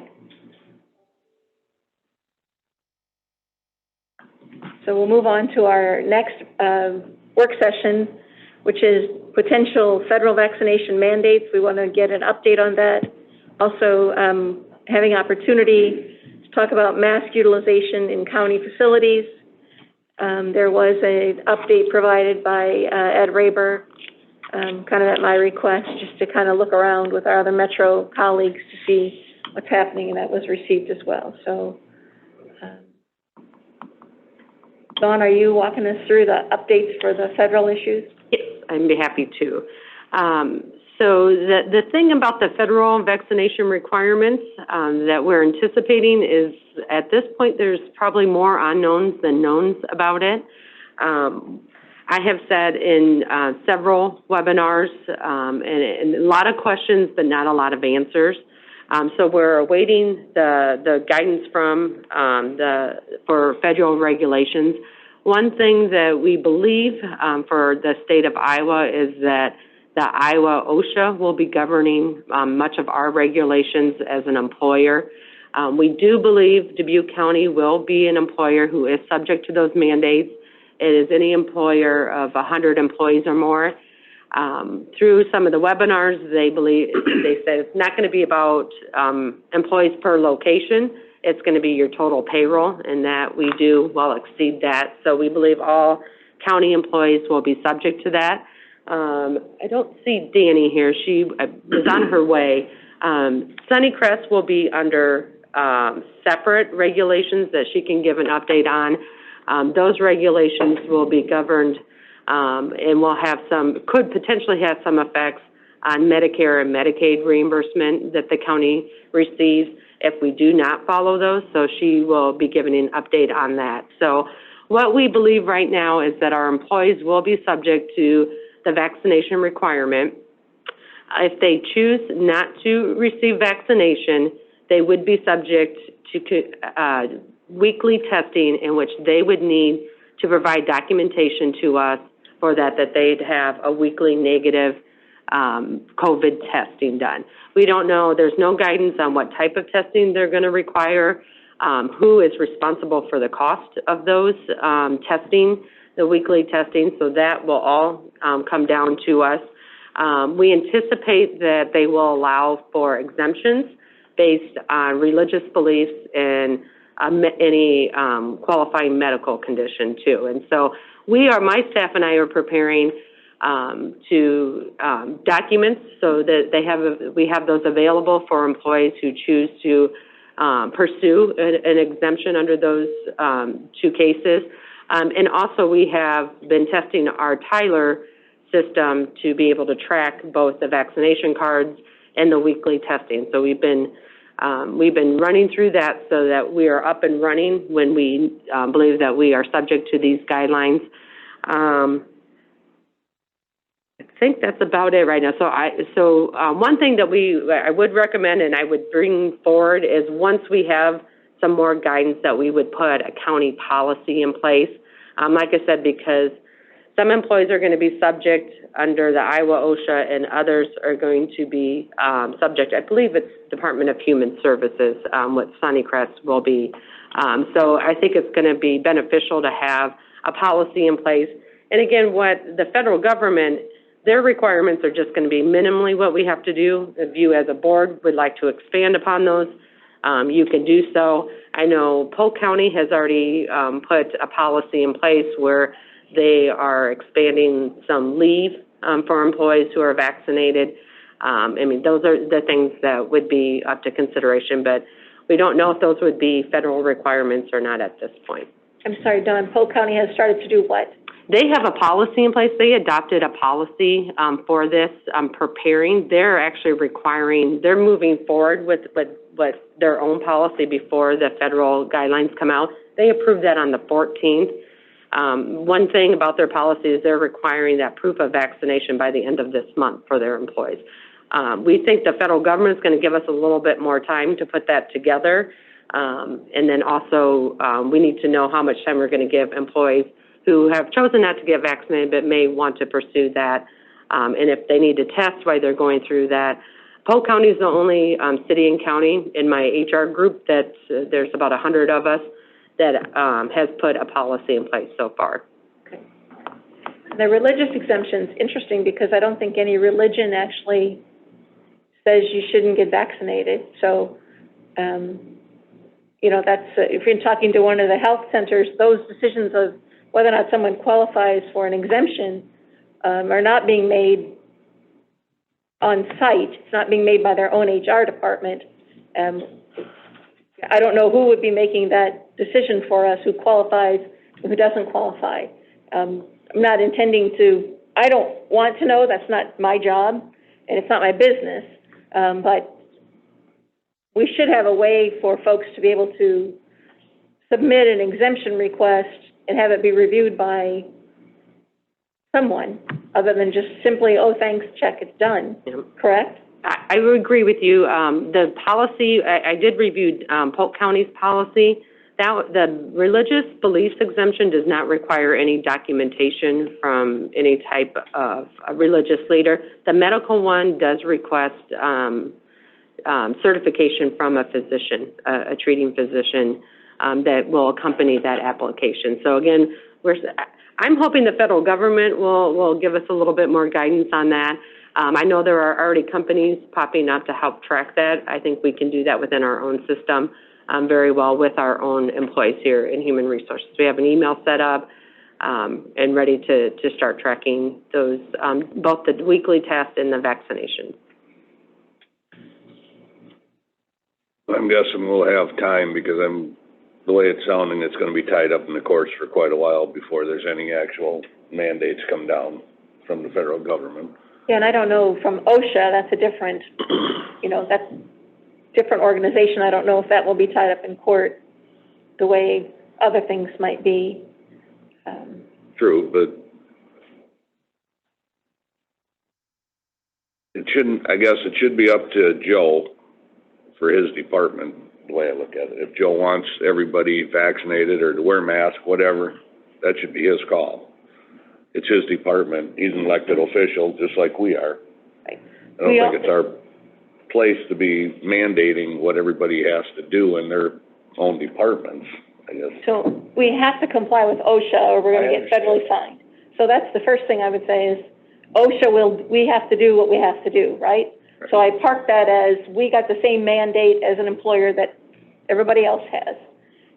And then whether or not we let elected officials decide, they have been deciding. They've always been deciding, I think, what they do inside their own departments to some extent. So that's, you know, will be our next topic of discussion, but I just want to make sure, Harley, you and I are clear about the OSHA. I don't have a way to get around OSHA. Right, and I understand that. It's just kind of frustrating because we're having trouble hiring employees now, and if we have a bunch of employees that decide to leave over this, who's gonna help us get more employees? Is OSHA? No. I know we can't do much about it, but there's other entities. My wife works for one. She's covering about 3 people's jobs right now because of this. You know, it's getting a little frustrating that, We currently have vacancies with no requirements, so, and I spoke with I can't hear you, Dawn. I said we currently have vacancies in those areas without a requirement, so, others, that have experienced it, or I don't think are experiencing the mad rush, of employees leaving. Danny already has a good, she knows all of her employees that are vaccinated. She tracks them, so she knows what areas could potentially be most impacted if this goes into place and the employees continue, to choose not to get vaccinated and would leave employment with the county. So she has all of those, all of that information, updated, with every new hire and termination as well. I appreciate you very much staying on that and being the consummate professional that you're engaged in the work groups and the studying that you're doing, you know, the webinars and such, so that I feel like we're going to get the best and accurate description of what our requirements are. Dawn, I appreciate that. Do we have other questions for Dawn about the federal issues? Sounds like we're going to just wait to hear back from you, Dawn, as more is known. Absolutely. Yep. Does anyone have interest in doing a Polk County policy by ourselves? I'm assuming that you do not, Harley, have any interest in doing that. No. I'm not familiar enough to comment about Polk County. Right. I should know if you wanted to strike out and do something that's ahead of OSHA. Related to vaccinations? Right. I think we've got guidance and direction from the federal government. That's enough at this point. Yeah. Okay, so I just wanted to clear that to make sure that no one wished to take a different step. I personally think it's good strategy to wait to see what OSHA's going to do.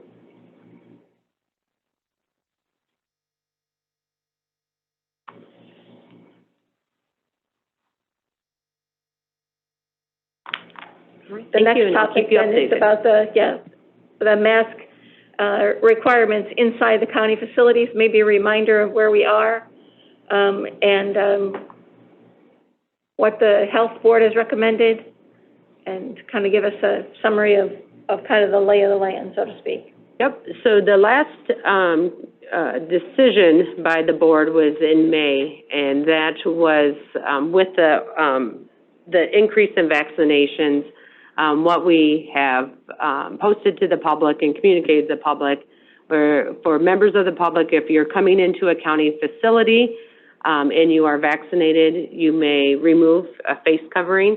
If you are unvaccinated, you are required to wear a mask covering while in county facilities. It is an honor system for both the public and the employees at this point. Ed probably can speak a little bit more to some of the other ones, but currently that is what we are enforcing. With the court system here in the courthouse, the state has put out guidance that they are requiring masks in the courtroom areas of our building. So they are enforcing their own rules.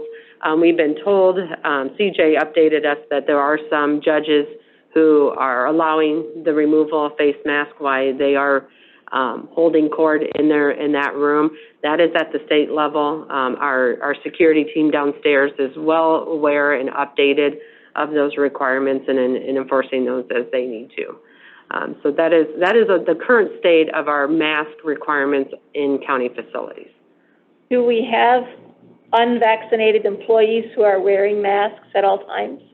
That is the communication to them. We are not doing any type of enforcement, and again, it's your honor system that if you are unvaccinated, that you are complying with this work rule. And do you know if that's occurring? I do not know. You do not know? No, I do not know. I mean, I know we've had guests that are unvaccinated not wearing masks here in this room. So certainly there are, people that are not following that policy.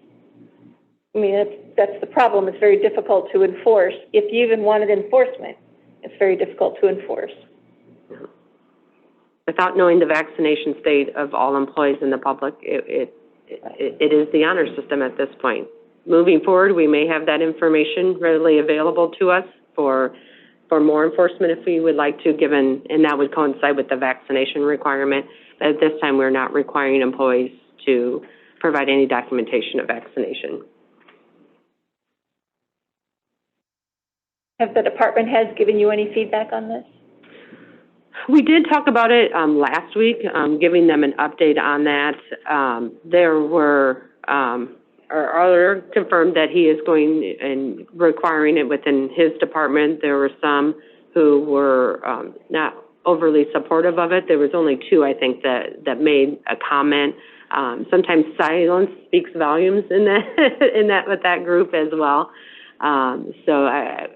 There wasn't anybody really advocating to change it. Except, I mean, the auditor, again, as an elected official, can make his own rules within his department as well. Kevin, can I ask you what you're intending to do?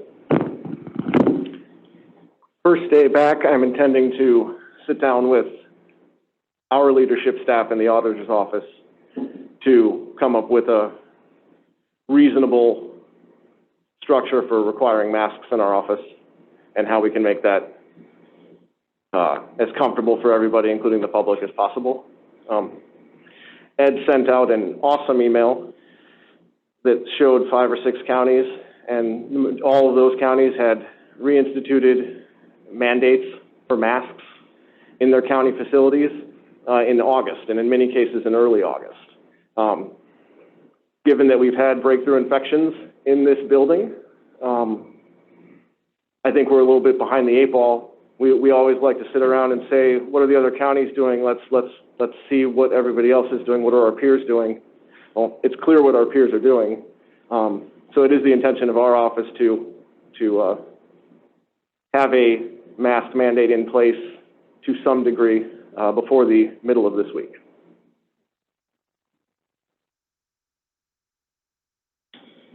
Anthony, you're present as a department head. Did you want to share anything that's going on in your department or what your thoughts are about this? About the general discussion. I don't even know what the this is.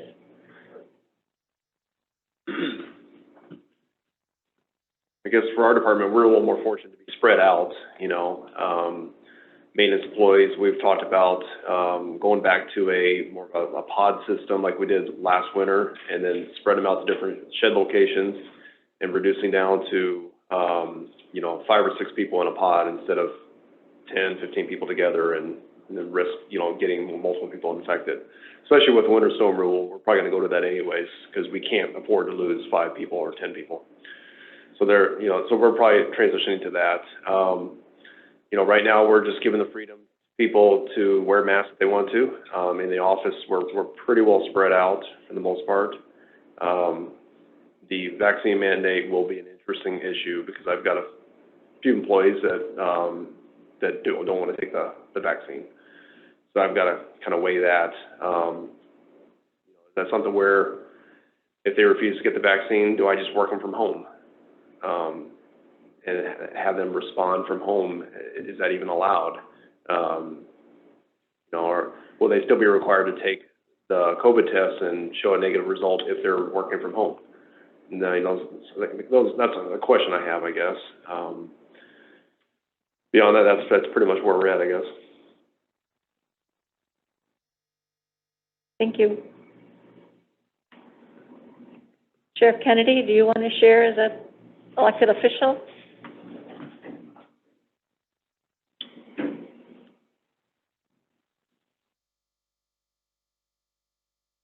Well, I'll be honest with you. Unless it's mandated by the state of Iowa, I have no intention of forcing my guys to wear masks. Out of all the people in this room, everyone here worked from home for a significant amount of time last year, except me and my guys. We are the only ones that wore masks every frickin' day for months on end. And we're not going back to it. If people want to wear masks, that's fine. If people want to get vaccinated, that's fine. That's their business. But unless we're mandated by the state of Iowa, we're not doing it. What about your courthouse security staff? Courthouse Security works over here. If you guys mandate it in this building, they'll wear it because they're in this building. They've already been advised that.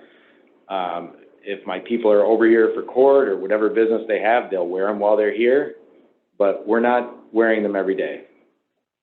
And right now, if you are, like today, there's a trial going on, your staff in that courtroom would wear a mask if the judge requires it, correct? Judge requires it, yes. Yep.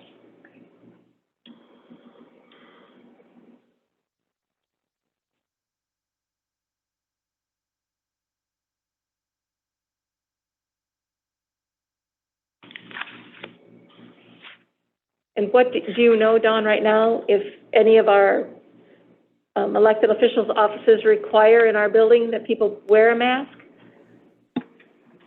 I see John Murphy is on here. I believe he put something in place, or did he just jump off? Oh, there he is. No, I'm still here. We've been requiring masks since the 23rd of August for staff and the public that have come in, and it's been nearly flawless. We've only had, I think, one complaint since we started it, and yeah, I think the public has been, it's been well received by the public and staff for that matter. And John, that's what you intend to continue to do going forward? I have every intent to follow CDC guidelines for the foreseeable future.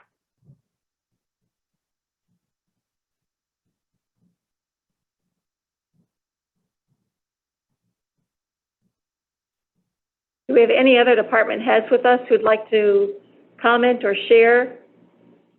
Chris Soder, I see you present.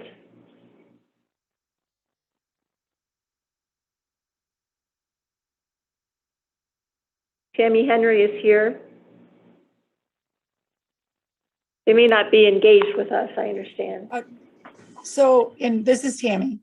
So in our department, honestly, the staff here, if they're required to wear a mask, we're again in an office space that we're located where we're not on top of each other. So that's easy for us. But if the staff is required to, when they leave, go and wear a mask in the public areas, I don't think that's going to be a problem for my staff. The vaccination issue, you know, I don't think that's a big problem for our department as well. And I do have two boards though. So, you know, we have two boards that come into these meetings. And so I guess, you know, somewhere along the line, I would like some clarity again with them, you know, to be able to let them know, because we do get asked by those two different boards, you know, what's going on with the mask mandates or, you know, what we're doing. And so, you know, if you've attended our meetings or saw that we do try to keep everybody, you know, 6 feet apart while we're in the room during the meetings. But, you know, there are some of our members that come and decide to still wear masks. So again, you know, I guess we'd follow the OSHA guidelines. And I think if the county has a mask mandate, again, I don't believe that the staff in my office would have a problem with anything that you're asking us to do. Thank you, Tammy. Chris, did you want to say something? Yes. Just to piggyback on Joe's comments, yeah, my staff were here through the entire process. We had the shop closed for 2 weeks because of an exposure, but we were here the whole time wearing masks and everything else. I don't have a full count on who's vaccinated in my shop or not, and that's one of the things I'll be working on this week. But if we got to wear masks, we got to wear masks. I understand that. I think my staff is the same way. But overall, a decision just needs to be made. So we aren't sitting here in limbo going, is this what we're going to do? Is this not what we're going to do? I think it needs to be consistent all the way across the board, too. Thank you. And this is Anyone else? Patrice. Yes. Go ahead, Patrice. Thank you for being here. Sure. As you probably all know, the health department will follow the CDC and the Board of Health guidelines. We strongly know that vaccinations and masks do drastically cut down the transmission. So we will be abiding in our office, which we have been. If we are within the 6 feet of someone, we will always wear a mask, that's for sure.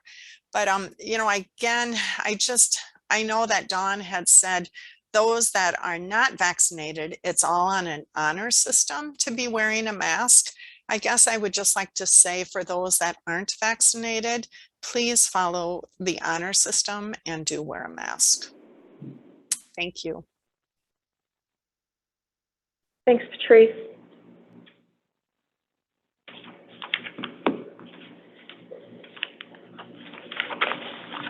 Ed, I'm going to ask you a question. Hearing all that you've just heard, is there a county a colleague county, a metro area that seems to be following a way that might make this work for us? You've been studying this for a period of time. Maybe. Could you introduce yourself? Scott County, Could you introduce yourself? oh, I'm sorry, Ed Raber. Scott County, I spoke with one of your colleagues there, a supervisor. What they did is passed, like most of the other counties, metro counties that I was able to connect with, they passed something that was about the common areas of all of their facilities, not just the courthouse. But what Story County did was they left individual decisions about more nuances down the line there up to the other elected officials. So to the sheriff, to the recorder, to the treasurer. But when the expectation was for visitors as well as staff, when they were in those common areas, they are intended to be masked. And I think my email wasn't exhaustive in that, but, you know, I think that they were all indicating that, you know, if you're at your desk or a cubicle where you're distance, that's fine to remove your mask. But if you have visitors to your office space, if you get up to go to the restroom or the drinking fountain or use the elevator, that you would be masked. And so that's how they sliced that, which is a little bit differently. And all the departments that reported directly up through to the Board of Supervisors, you were the elected officials creating the policy for them. Thank you.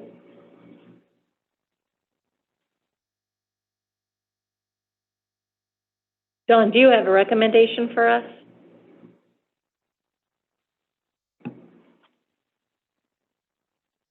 I don't know if it's a recommendation, your Board of Health. I'm not a public health official. Your Board of Health has given you a recommendation. You chose to take no action on that. I don't have a recommendation to change anything at this point. I would look toward your Board of Health and your public health officials for those type of recommendations.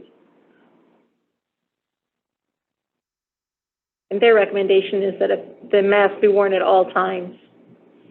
All individuals be masked at all times when they are in any of our county facilities.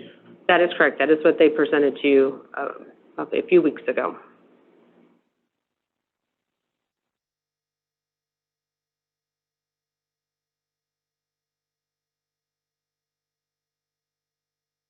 This is Ed Raber again. If I could add to that, the email that I had sent with just some of that background information didn't include the additional nuance that I think the auditors made us aware of, that mask wearing cannot be a condition of voting. And so any individuals that would be, regardless of what kind of policy you created here, individuals that were coming to the courthouse to vote, because this is a voting location, could not be required to wear a mask because that can't be a condition of voting. And I'm seeing a number of people stream in this morning. They must be coming to vote. Members of the public. They are primarily masked. But I don't know if that's your staff, Joe, downstairs isn't saying anything. They're just coming in voluntarily masked. And it doesn't mean that I don't think that you could ask people to wear a mask, but if they would care not to, that just cannot be a condition. So what would the sheriff say downstairs then, Kevin? Question for the auditor. If we require anyone who enters the courthouse to be masked in common areas, what does the law enforcement say? What does our security detail say upon entrance? I don't think they say, I think they require the mask, and when the voter arrives to vote, when they enter our office, they are more than welcome to remove their mask for the purposes of voting.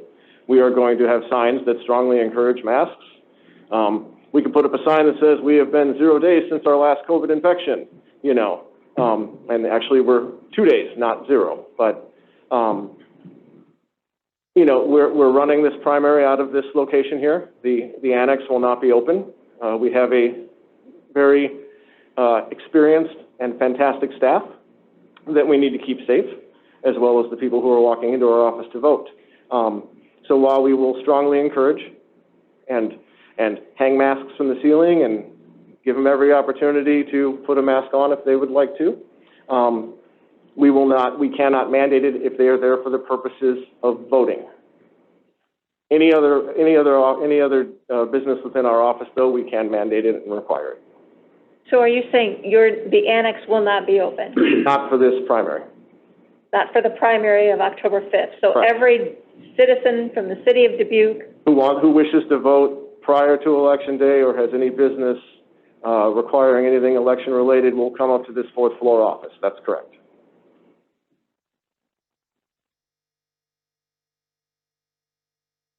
Which is going to be a fair amount of people.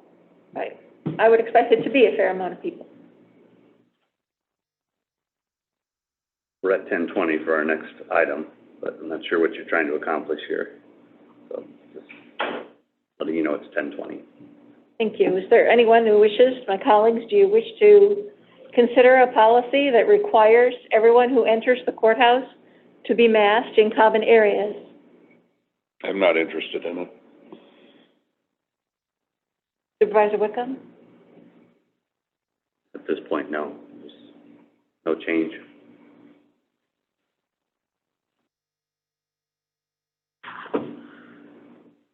How about Supervisor McDonough?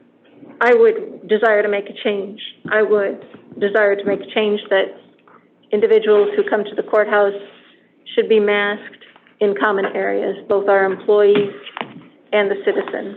I don't think that's too much to ask. It's high spread, and I think that should be the case. If I may, I think that requiring some sort of implementing some sort of plan actually makes it easier for the public, because right now they're coming into this building and they're going to experience a different form of mask requirement depending on almost literally every office they walk into in this building. The treasurer is different from the recorder, who is different from the auditor, who is different from the courts. But my feeling on it is, Kevin, you're an elected official. If you want to have your staff masked, that's your prerogative. You're an elected official just like me. I'm not going to jam it on you. I'm not going to jam it on John. I'm not going to jam it on Eric. It's up to anybody. Your mask, Ben's mask, Ed's mask, Dawn's mask, Mary's mask, and Ann's mask. I respect that. That's terrific. If you want a mask, that's terrific. I have not an issue with that. I respect that, but the common sense personal responsibility is out the window at this point. I mean, it doesn't work. When we leave it up to people to do the right thing, they're not doing the right thing the majority of the time. That's how we've had breakthrough infections and infections within our office. We have a public who doesn't know what to do. We have a public who, on any given day, gets different advice, different responses, different steps to follow from any variety of people. It is clear that there is confusion out there amongst everybody. Yes, elected officials can do what's in their office, do what they would like to do within their own offices, but it's the job of the Board of Supervisors to look out for the entire county. And it's the job of the elected officials. If we could get all the elected officials to come together and come up with a reasonable policy, then we can do that ourselves. But again, you're still going to have a different set of standards for each office, each hallway, each floor. It's it's crazy at this point. You understand, Supervisor Potoff, I am not intending to tell the sheriff what to do at all. I never. Right, it's in common areas. So when you come into the courthouse, my proposal would be, you're required to wear a mask until you go to some other place where maybe it's not required. But that there's in the common areas, all of our citizens who come and all of our employees will wear a mask. And then that's up to the individual offices, and we would have to set our own policy for the supervisors. But that would be the broad spread, and then each department or elected official, I guess, would be deciding what they wish to do when they are not in a common area. In that, you find that to not be the way forward, even with common areas. You want to, I'm just not interested in it at this point. I have no problems with, recommending it for the courthouse common areas. Mandating it, I'm not in favor of, I'm sorry.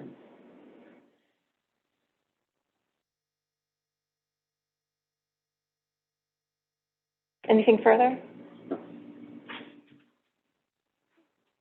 Well, let's go back to our agenda. We now have a closed session.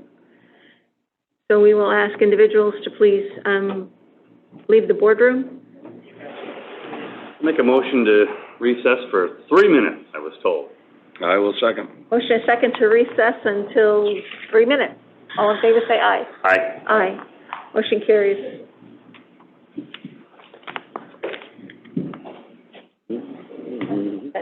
Sorry. Sir, you're color-coded. Like your badge to the blue, man. That's good. And that ended up in the hospital, been vaccinated.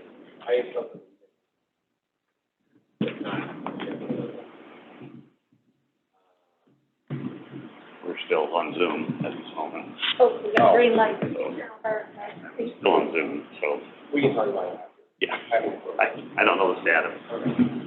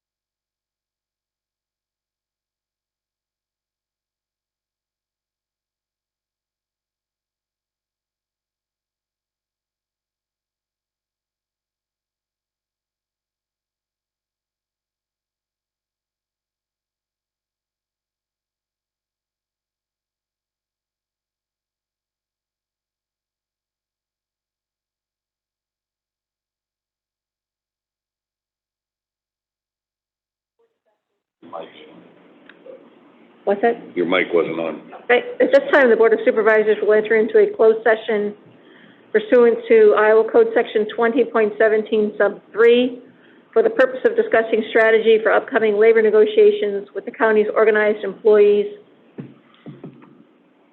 So, does anyone wish to make a motion to enter into closed session? So moved. I will second that. We have a motion and a second to enter into closed session. All in favor say aye. Aye. Aye. We are in closed session. Do we have the proper parties